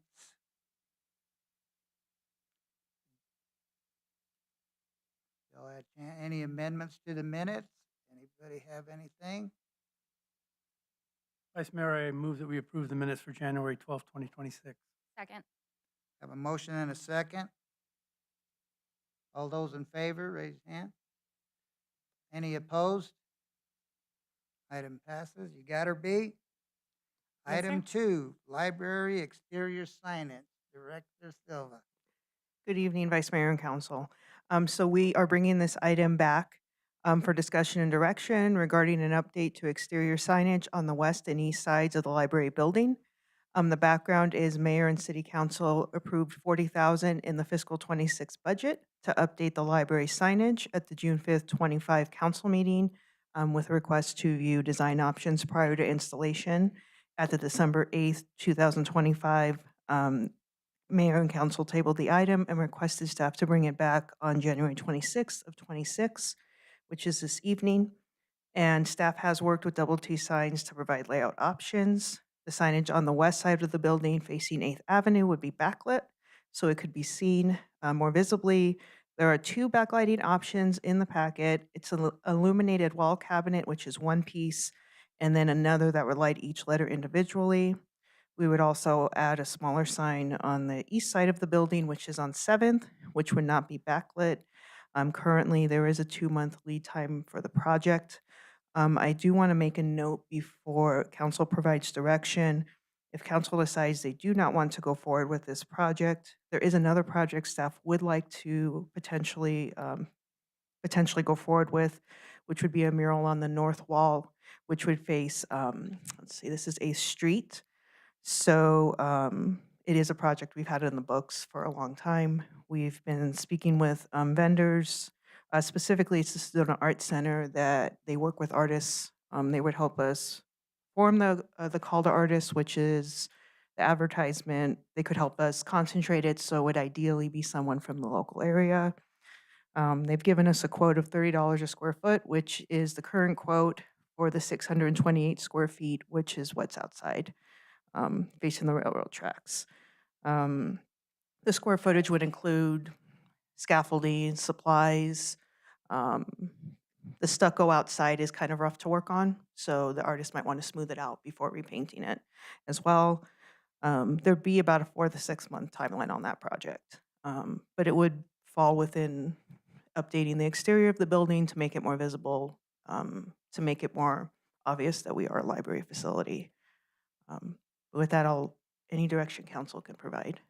Director, that's not on the agenda, but that was a nice try. That wasn't under consideration, but we heard you out, okay? Now, is there any comments on this? Yes, ma'am. So I will say that I think I'm in favor of just keeping the signage as it is. That's fine. And I kind of like her other idea, so I won't go into detail because I don't want to get scolded, but I think I'm in favor of keeping the signage as is. That's fine. I agree. I would like to hear more at a future meeting about the mural. I can surely do think that. That would be pretty neat, but I'm okay with the signs as it is. That's fine. Vice Mayor, I agree, and we spoke, and I appreciate that you looked for some other options for this. Okay. Well, I too was not in favor of dealing with the sign at this time. I think it's good. So do we have a motion? Mayor, well, no, there is no motion. No action? Mm-mm. There's action item There's on it. action. Do I move to not approve it? Yeah. If nobody's in favor of it, Or do I make it's a no motion good to then. approve it and we all vote no? What is the process? Nobody wants, Sorry if for there's lack of a no motion. motion, it's not approved, okay. Right, Bill, if I understand correctly, if there's just no motion, it dies, correct? Yes, dies. Thank you. 13.3, city manager recruitment approach. Vice Mayor, Council, this item is for the council to determine the approach for recruiting a new city manager, either conducting the recruitment in-house or engaging in an executive search firm. If council chooses to engage in an executive search firm, approval is requested to select one of the firms that submitted proposals.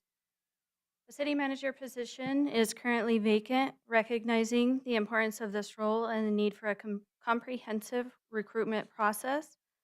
Council should consider two options. Number one, an in-house recruitment. The city would manage the recruitment process internally using existing resources. Number two, executive search firm. The city would engage a professional firm with expertise in municipal leadership recruitment. Council has reviewed proposals from qualified executive search firms and evaluated them based on experience, methodology, costs, and references the following firms: submitted proposals for consideration. Slavin, SGR, Cullum, Peckham, and McKinney. Each firm offers services including candidate outreach, screening, and facilitation of interviews with varying approaches and guarantees outlined in their proposals. The recommendation is that council is asked to vote on the following: decide whether to conduct the city manager recruitment in-house or engage in an executive search firm. And number two, if the executive search firm approach is selected, to approve contracting with one of the firms listed in this document based on proposal review. Comment. Vice Mayor, one quick one, just to be clear, similar to the option from the library that wasn't on the agenda. Our only two options here are in-house recruitment or executive search. That's a pretty good trick. Oh, not a trick. I just want to make sure we don't go someplace else we're not supposed to.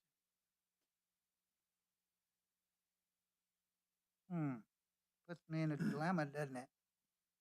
Vice Mayor, I'd just like to say that I'd like to reiterate, I'm not worried about optics. I am not in favor of going with either option. I have listened to the constituents, and they don't want us to spend the money either way. And I think it's up to us to listen to them and what they're saying. They put us here, so I'm still against using either option. I'm not comfortable going either way. I would just like to continue as we are now and maybe offer a full-time contract. Mr. McGoy? Danielle, has this gone out to bid? And if so, are we under any obligation? So it didn't require a formal bid, but so I went out and got the proposals. I submitted requests with 7 executive search firms, and these are the 4 that came back. But we're not under any certain obligation with any of them. Thank you. Vice Mayor, an alternate view with, and I'll try not to go into the area that we shouldn't go into. We've used some version of an executive search for, and Danielle, if I say anything wrong, just interrupt. Sure. For most, maybe all of our recent high-level openings, department heads, city manager, assistant city manager, police chief. Each time we've had fantastic internal candidates. There's lots of examples, but I'll just do 2 quick ones. When our police chief position was last open, we had an internal candidate that was highly respected, very popular, tons of support, had worked with us for 20 years. And fairly recently, with our actual assistant city manager position, when we created that, we had an internal candidate that was a finalist, who also was a fantastic candidate, had worked with us for quite a while too. We asked Brian, or the expectation of Brian was to apply, compete, and win the job. The expectation of Jamie was apply, compete, and win the job. And I don't expect less from filling the position, our top position in the organization, than that. I value consistency. I value competition. And I want to make, again, I don't want to slide in the wrong direction. This isn't about being fair to Brian down years later or to Jamie years later, and it's certainly not about the qualifications and the potential capacity of other candidates. For me, this is about the kind of organization that I want us to be. So I'll be supporting an executive search.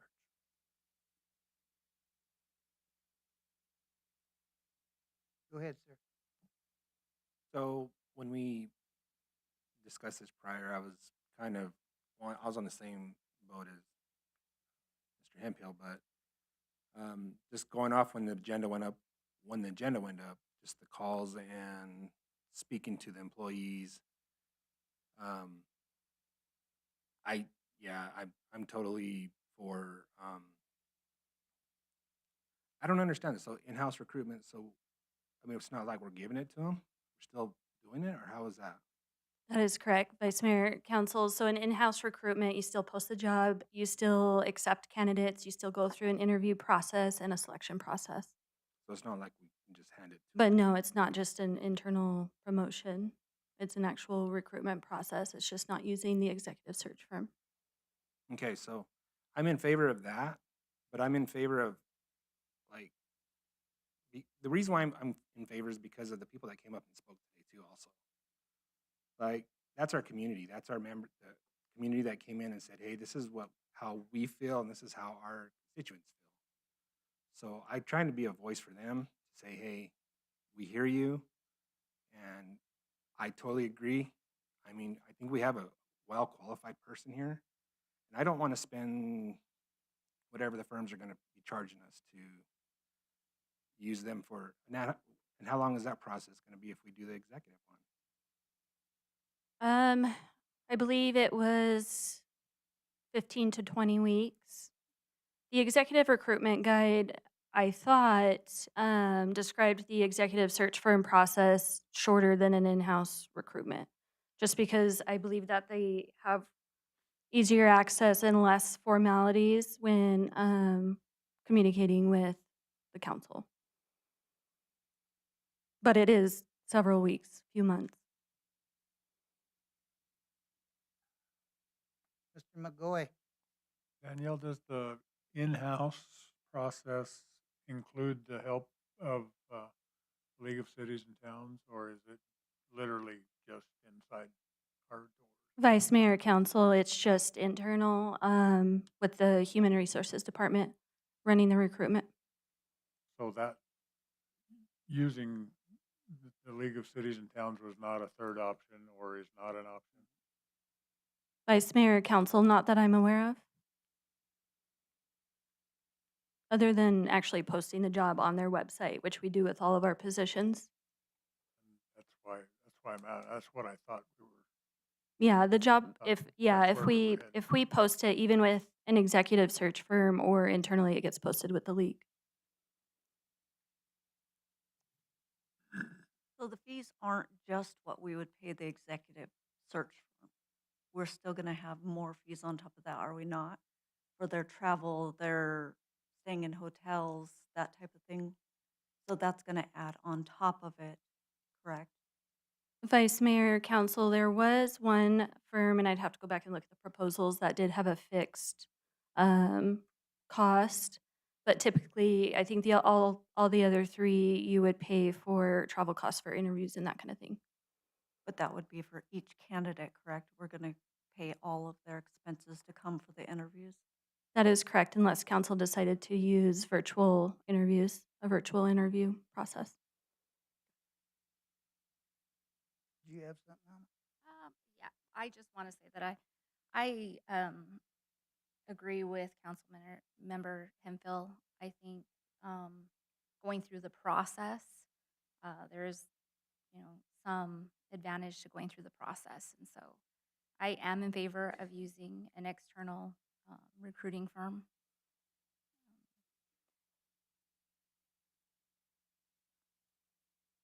I think it can be accomplished in-house. Not using the League of Cities, I don't know why you would not want that to be one of your options. That'd be the first place I'd be reaching out to. They have guidance there. They already have things on the book that they're searching for other cities and towns. I think you can accomplish it. And I've had people talk to me too, and they've showed me themselves how they've put together. They've said, "Hire me, I'll do it for you for 5,000," and they showed just as nice of a slate of questions and interview stuff. I think you have that capacity within your department. I think you can handle it. And we certainly give you guidance again if you need it. But Mr. Sims is, Mr. Hemp, are you there, sir? Yes, sir. Can you hear me? Can you hear Yes, me sir. now? I Okay. didn't know if you heard Mr. Hempfield. Are we restricted like he mentioned on discussion, or do we have other options we can talk about? You can't talk about who you would hire. If No. you decide, if you decide to not recruit, then I think you would have to direct an agenda item for the future selection of someone to be your manager, but you can't do that tonight. You cannot select tonight.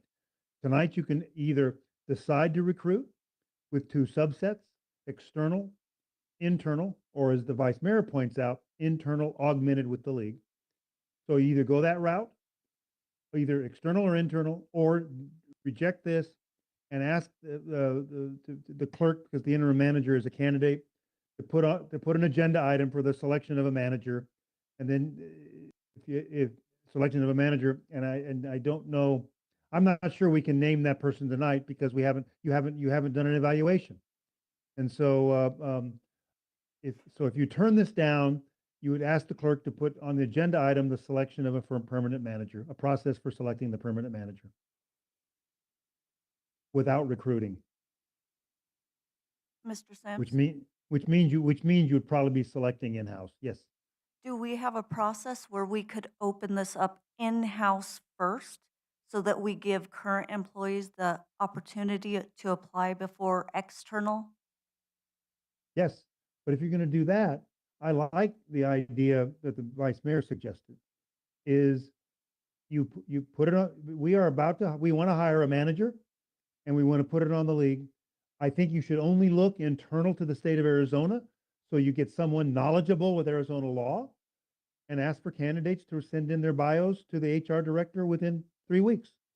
That's a hybrid, because I don't know if you have other candidates internally other than the current interim manager. Pine Top just went through this.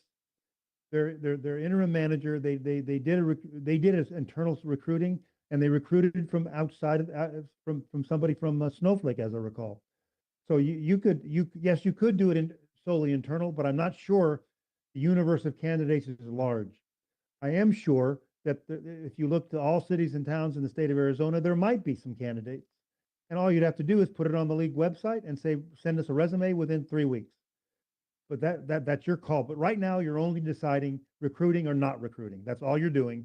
And if you decide not recruit, you need to put on an agenda item the process for selecting a manager without recruiting.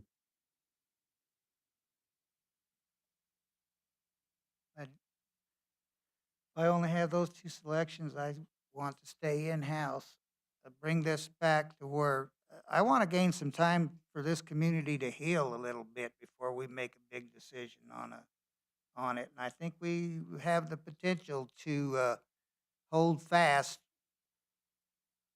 I don't know if I can hold fast with what we have in the meantime until we get our heads together and make sure what we're doing. How I can buy time like that, I'm trying to get it, Brad, somehow. Bill, I'd like to hold hold in position, bring this back and possibly do it in-house, which I don't I mean think just you, What in-house. you could ask the HR director to come back at the next meeting with a proposal describing the in-house selection. Tonight, you could tell her that you want that selection to be confined to persons currently employed or formerly employed by Arizona cities or towns, so they're knowledgeable with Arizona law. The HR director could come back, she could call the league and find out what they would put on the website. That way, you're doing something. Because if you do nothing, then you're just going to put on the agenda next week, select somebody. And so one option would be ask the HR director, if a majority of you do not want to go outside recruiting, then you ask the HR director to come back with a recommendation for in-house selection and how that might occur and how rapidly it could occur. What you said. Vice Mayor, Council, I want to clarify, in-house recruitment does not mean internal posting just for city candidates. In-house recruiting means HR is going to run the recruitment, but it's going to be posted externally. And you can still post on the league site and other websites that recruit city managers. So I felt like there was a little bit of confusion between an internal posting where you're just trying to get City of Safford candidates versus an in-house recruitment where HR runs the recruitment but posts it externally? Well, let's do it internally with you internally doing it. With the Yeah, Arizona the in-house requirement. recruitment, yes. With external posting through the League of Cities and Towns, Right. yes? And Okay. we're able to specify that we just want Arizona. You can do that tonight if you wish. So, Not current. They could be former. They could be retired. Pine Top Lakeside hired the retired manager from Coolidge. Vice Mayor, Council, so when we post, if we go with an in-house recruitment and we post the job, it's gonna be on our site, it's gonna be on the league site, and like I said, other sites. So you might still get candidates that are from outside of Arizona, but the council would have to decide, okay, we're only gonna look at candidates from Arizona. But you're posting it, so you're gonna likely get applications from outside the state. Danielle, that's a very good point Danielle made. That's a very good point. You could police up or limit who you decide to interview. You don't have to go outside of state, but why not go ahead and post? Yes. So we can still make that decision. Yes, sir. Okay, I don't know, that's where I'm at. Stay inside, and put a little more pressure on Danielle to make it happen. Well, Vice Mayor, we're still between these two choices. Yeah, okay, so Vice Mayor, I move that we approve recruiting a new city manager, conducting the recruitment in-house. have a motion, Second. a motion and a second. Any more discussion? All those in favor for that motion, raise your hand. That means in-house, That means Danielle's gonna conduct the recruitment okay, from the HR department, okay, right? so far, Right. okay. Then we'll have to get our wording and take it to the manager to get it on the agenda. Vice Mayor, just for clarification, that did pass. I just want it for the record. So the motion that's passed is for Danielle to proceed with in-house recruitment, which means she will be handling the candidate applications, the interviews, and so forth. Yes. Thank you. And then we're gonna bring something back to put on the agenda. What would we bring back, Vice Mayor? Well, you'll have, I'm not gonna voice it, I'll gather my thoughts. Wouldn't that be the time frame and stuff Bill talked about? Because we have to give her direction. I'm not gonna go that far, Brad, you ain't gonna take me in there. I'd like to, but I can't. Okay, we're gonna move on. We decided the approach B, and I'm gonna see where am I at? 13, 14, 14-1, Mr. Seal. Wastewater treatment plant contract amendment. Good evening, Vice Mayor and Council. And before I get started, I'd like to recognize in the audience, we have two representatives from Jacobs. We have Ron Abels, the regional manager, and Patrick Padilla, who is the plant manager currently at the facility. So this is a Vice request Mayor, for, point of order, if we could just wait till the crowd clears so there's silence, please. Okay. Let's wait a minute till the crowd moves out. If we could please get silence from the audience, and if you are leaving at this time, if you could step out. Thank you, everyone. Thank you, Vice Mayor.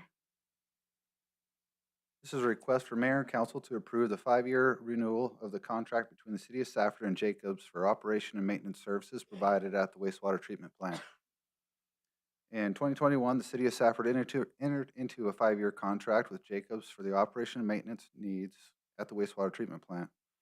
The original agreement utilizes the wastewater or the water and sewerage maintenance consumer price index for annual increase, but also limited the increase to a maximum of 3%. The proposed amended agreement would be for 5-year term, remove the 3% cap, and average the water and sewerage maintenance CPI and the Western Urban CPI to determine the percent increase from year to year. Using this method, using this method is agreed to be fair compensation, keeping up with inflation. Utilizing this method will yield a 3.6% increase for these services. The fiscal year 27 annual cost would be adjusted to $785,907 for services provided. This cost includes $669,980 for the services of Jacobs and $115,927 for the purchase of materials needed to maintain the infrastructure. If the maintenance budget is not completely used in the fiscal year, the remaining funds are returned to the City of Safford. Staff recommends the approval of the proposed amendment number 5 between the City of Safford and Jacobs, which addresses the calculation method of compensation. And with that, I stand for any questions.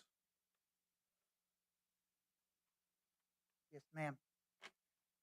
So Morgan, I have a question on removing the cap. I have some concern with that a little bit. Just wondering, we're removing the cap but still keeping the term at 5 years.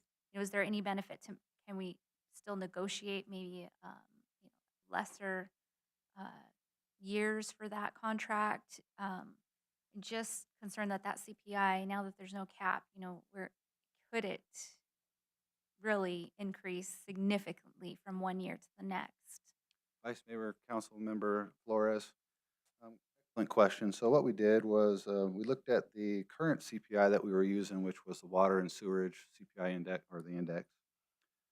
Year over year, if we were to go back from 2022, the fiscal or the contract year 2 would have been a 3.07% increase. 3 would be 4%.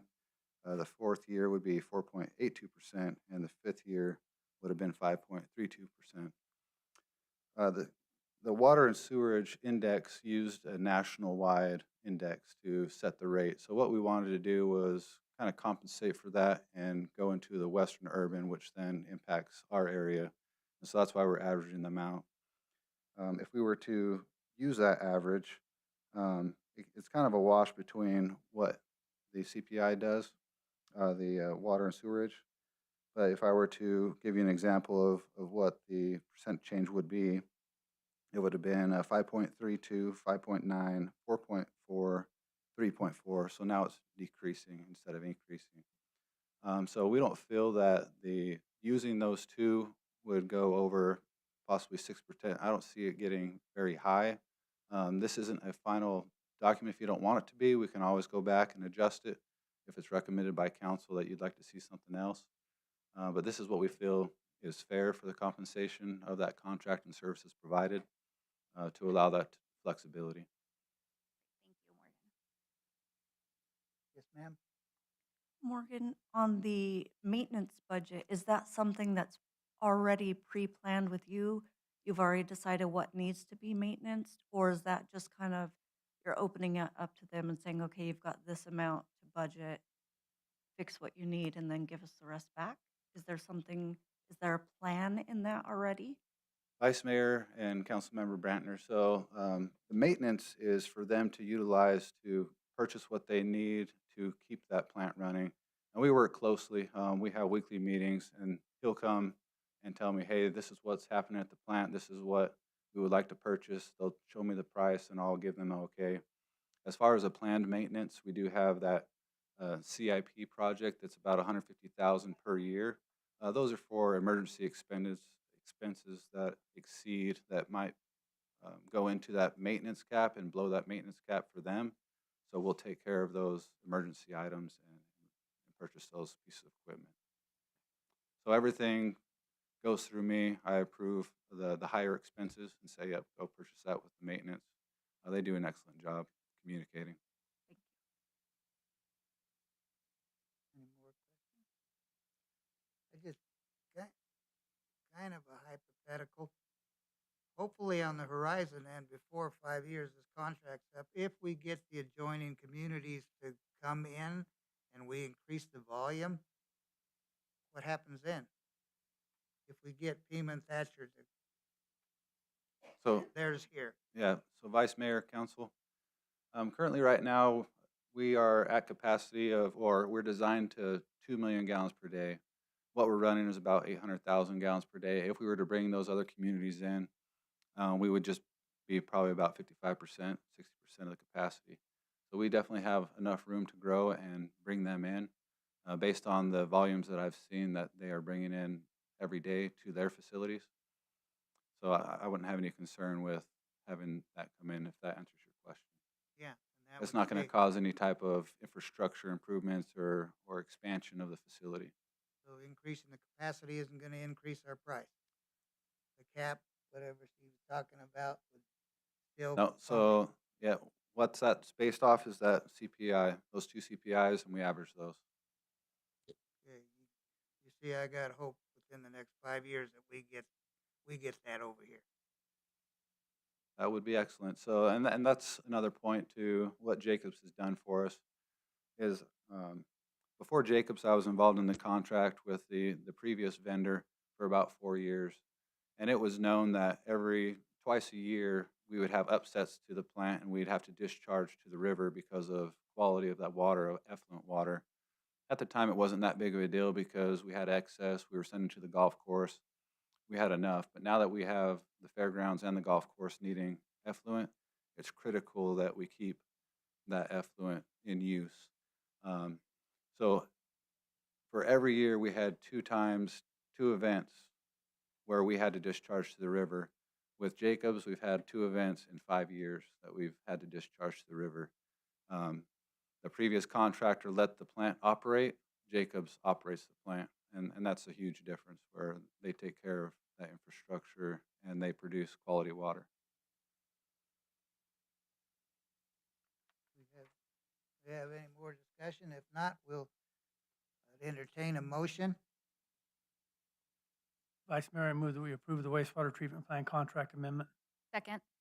Have a motion and a second. All those in favor, raise your right hand. All those opposed? Carried. Appreciate it. Thank you. 15, budget. Mr. Hostel.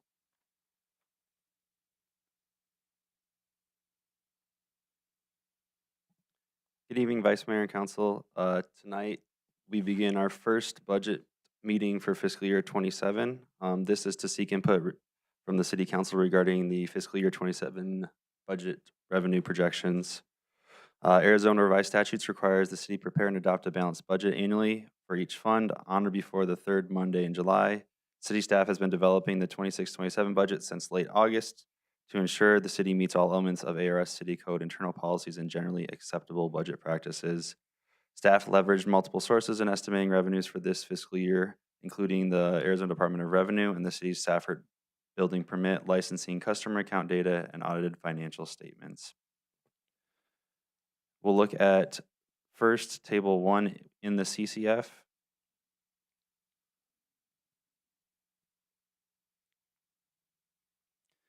Table 1 identifies the major revenue categories for the general fund. Tonight, we'll just be looking at the general fund, comparing the current budget to expected actuals and next year's budget estimate.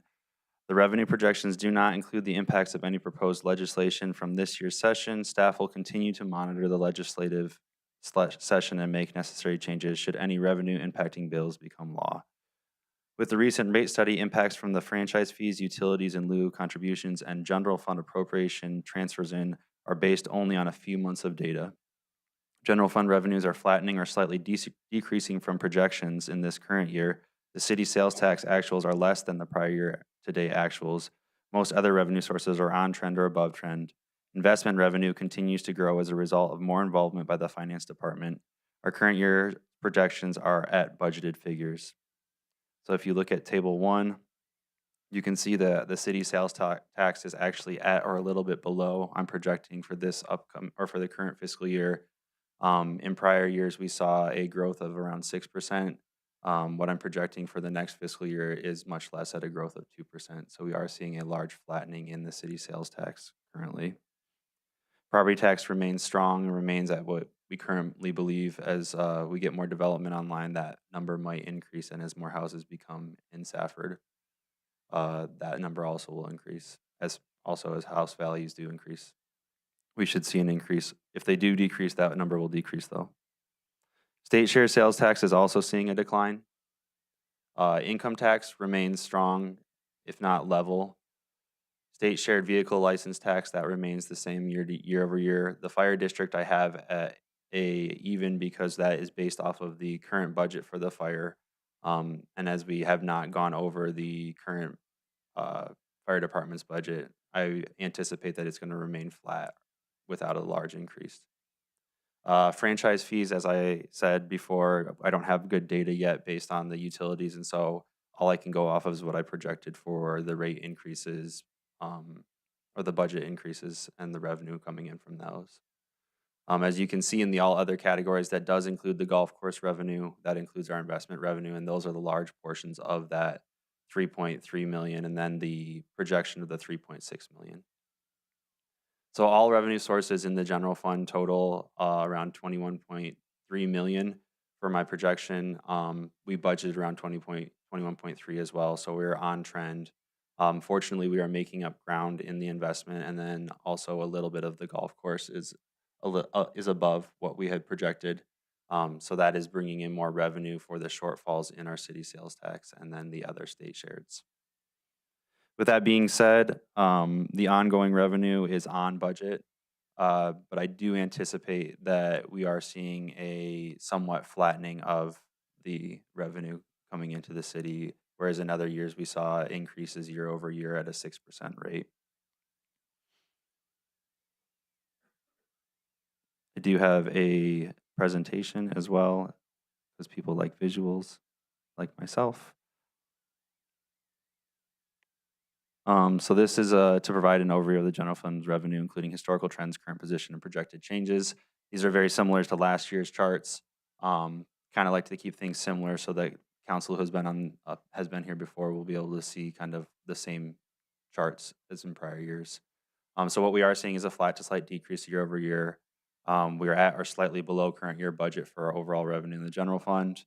Some of the largest impacts are in city sales tax. I am proposing a year over year increase of 2% in that revenue, which in prior years we did see a 6%. Fortunately, we were able to hold flat what we budgeted from the prior year just based on the uncertainty. And that is what is keeping us at what we need to be right now.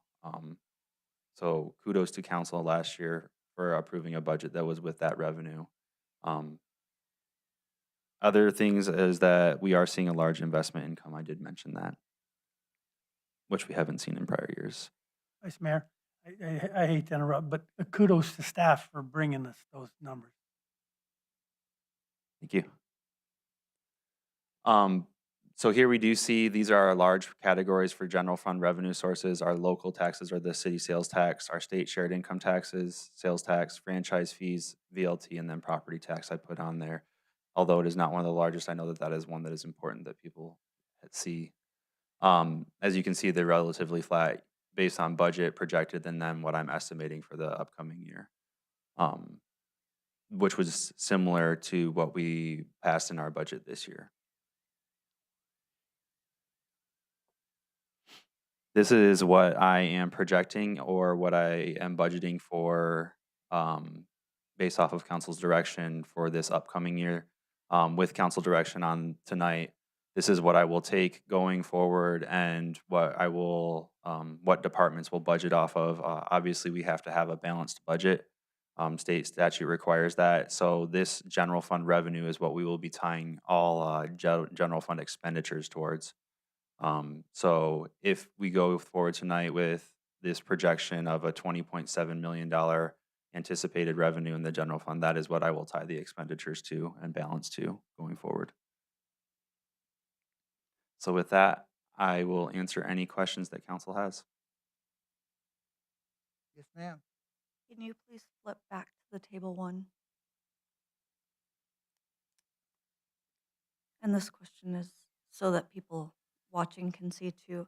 So when I'm looking at these, so let's say like the city sales tax, our budget is 11.185 million, but you're saying that we're only projected to bring in 11.106. So we're in arrears there, correct? That is correct. The projection that I have forecasting forward is that we will not meet the budget for that category.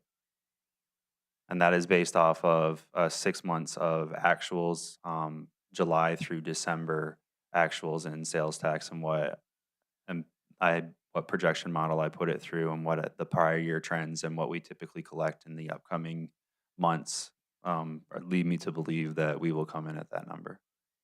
So for your fiscal year 27 estimate, which of the two numbers are you estimating it off of the 26 projection? Is that where you're doing the 2% increase, or what number are you using to get that increase?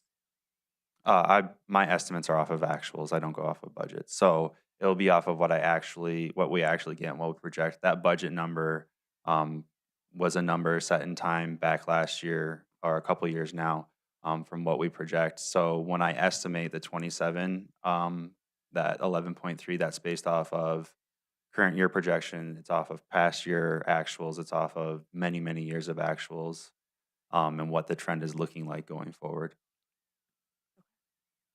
And one of these, I remember because another county incorporated, we're going to see a reduction in the amount that we're getting from the state. Is that calculated in this also? Vice Mayor, Councilwoman Brandner, what you're alluding to is the Santan Valley Incorporating. Yes. So Santan Valley Incorporating is going to reduce our total state shared number because they technically were already having state shared through the county. What it's going to do is it's going to make it so they get more of a portion with them now being an incorporated city or town. I believe they're going to be a town.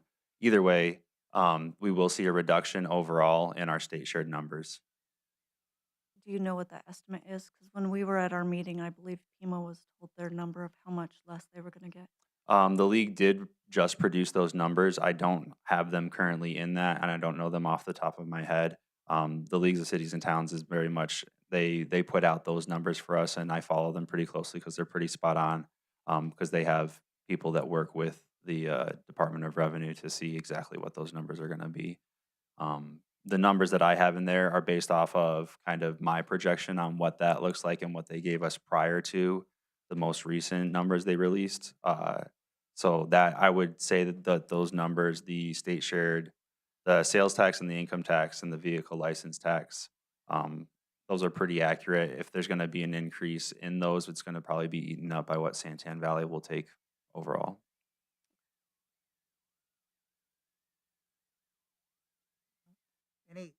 Any feeling on the food tax, what impact that's gonna have if it goes south on us? Always a consideration, Vice Mayor, the food tax that has been a hot topic over the past couple of years.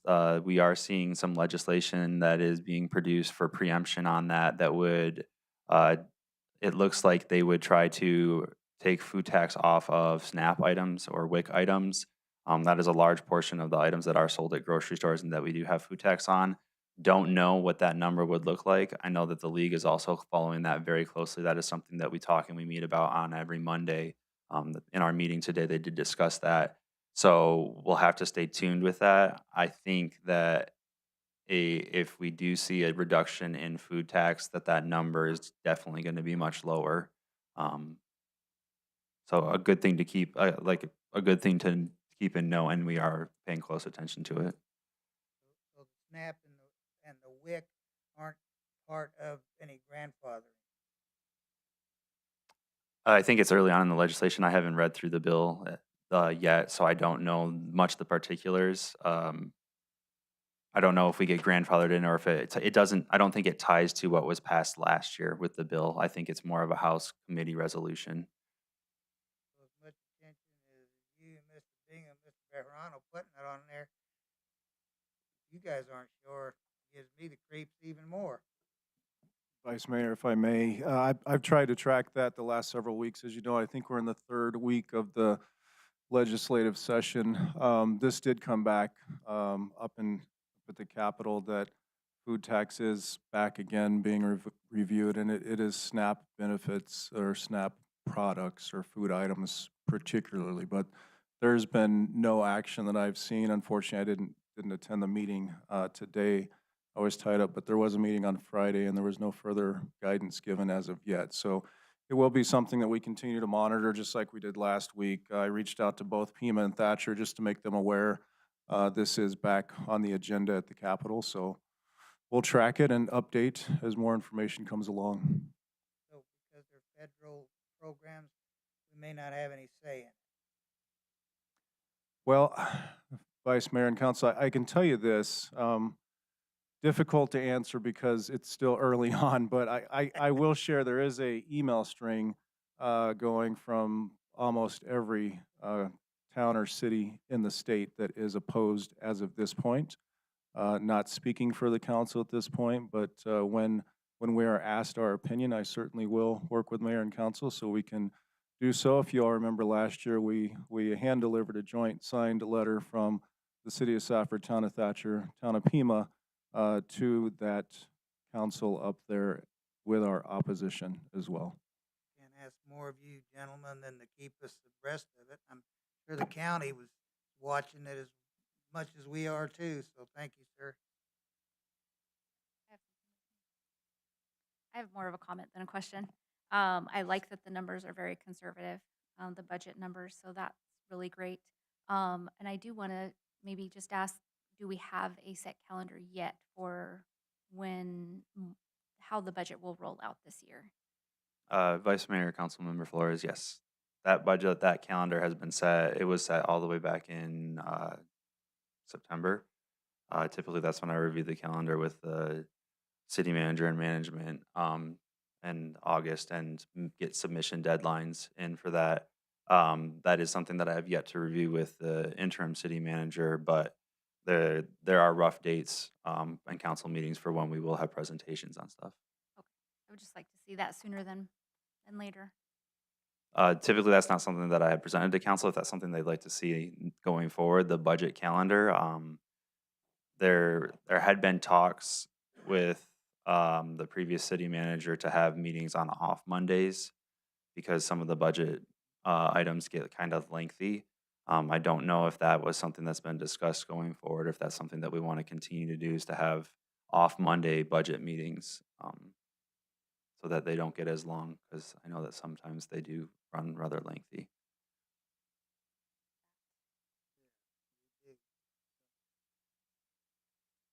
Any questions for Mr. Hossel? Vice Mayor, I move that we approve the fiscal year 2026, 2027 revenue projections. Second. First and a second. All those in favor, say aye. Aye. Thank you. 15.2, announcement of current events. Vice Mayor, I never know where these kind of things fit, and I'm always late on these. We had some comments a few meetings back, public comments, about our HR department, finance, and planning department, also known as row 2. It's a little joke. They're all in the same row, Mr. Lopez. Oh, okay. Yeah, When you got humor out there, you got more. yeah. And it's important to me personally, to make sure that I publicly say that I couldn't disagree more with the comments that were made. And I want to publicly tell those 3 departments how much I appreciate them, the fantastic job they're doing. I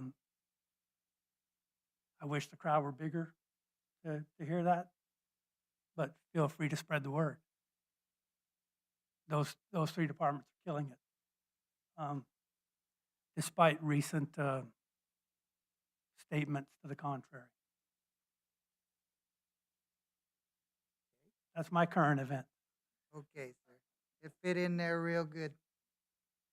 Then any others? Well, I know they're doing real good. It's the public. So, I'm part of the public too. yeah. Okay. No more comments.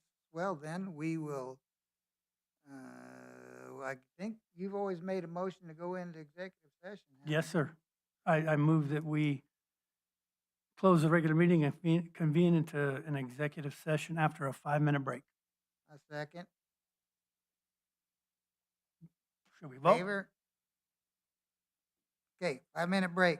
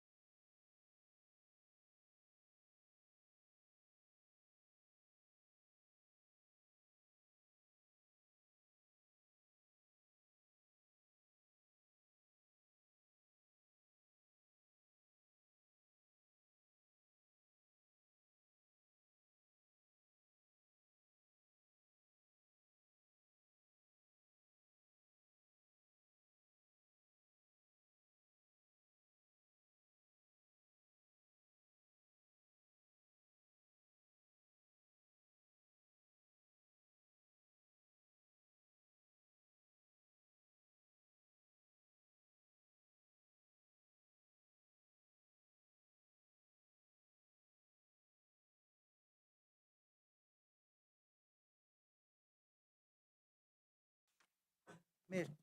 Hill, we go back into, We actually don't need a vote for that. pardon? I don't think we need a vote to come back. Okay.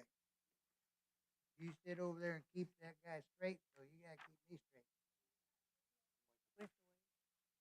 He's not out here.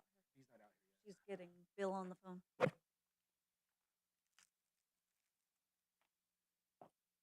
And we do need a motion in a second. Come out? Yep. Oh, wait, that's. Yeah, when we come out, we do. Because Mayor always elbows me Oh, to yeah. do it, and I tell him, "No, I need it." Reconvene into the regular meeting.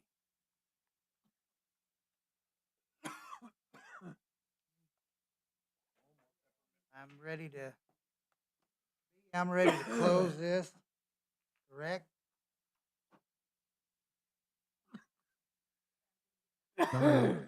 I'm going to close executive session and reconvene into regular session. I have to get my chair. Okay. We're back in.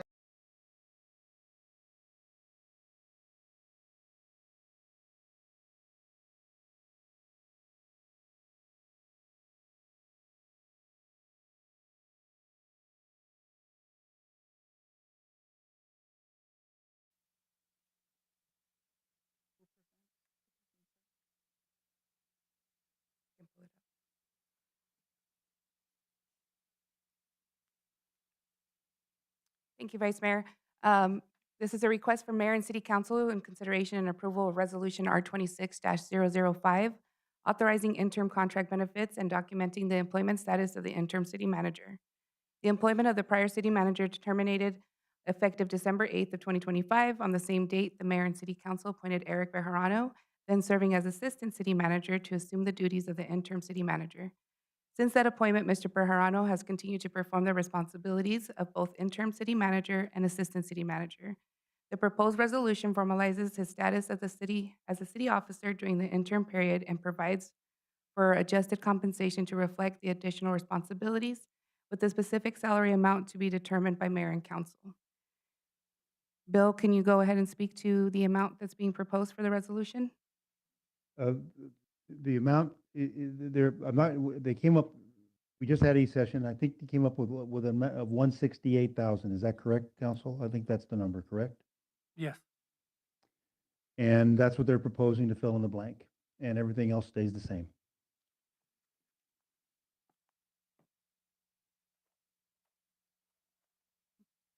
Vice Mayor? I move that we approve Resolution R26-005, interim manager contract benefits in the amount of $168,000 retroactive to the date of assuming the duties, and with a guarantee that Mr. Bejarano will remain assistant city manager if another city manager is chosen. Second. That clear, the motion clear? And Yes, sir. covered it all language? Yes, sir. Okay, and it's been seconded. Yes, All sir. right, we have the motion and second. All those in favor, signify by raising their hand. My teeth. All those opposed? This approves resolution number R26-005, a resolution of the mayor and city council of the city of Safford, Graham County, Arizona, regarding intern manager contract benefits for the amount of $168,000, and also solidifying the status of him as the assistant city manager in the event that he is not selected for city manager. Okay, that is taken care of. Item 2, request for future agenda items. I think we had a question on the hiring process where we wanted to give direction to Danielle, and Bill said we would do that in the future agenda items. So is that where we would put that? I Yes, ma'am. believe- Yes, ma'am. What I thought I heard you say is Danielle's going to come back with a recommendation regarding timing and how she would go about conducting a recruitment using her own staff. Yes. And then rather than restrict it only to Arizona, she'll go ahead and just send it out on the websites. You as a council can decide to only consider candidates from Arizona, but you can make that a determination at that time. So the next step would be, and I haven't cleared this with Danielle, is she'd come back with a proposal, with the timing and and how we would go about considering proposals, candidates. Bill, Eric, Yes, just yes. clarification, because we're in interesting territory where the council will be providing direction directly to Danielle. I think a comment was made earlier that they would come back to the manager. In this situation, I'm sorry, interim manager, but in this situation, we're not going to do that, correct? No, it's all gonna be done through HR. Perfect, thank you. Yes. So we'll bring that back for our next meeting. Danielle and Bill will work together and get that put together. I will have to get clarification from Bill and the clerk, because I may have a future agenda item, but I don't know if I can bring it out with all the discussion. So before I say anything, I want to make it clear, okay? So get my wording right. Okay? Are we there, Mr. Hempfield, on 20? Vice Mayor Lopez, I move that we adjourn. Adjourned.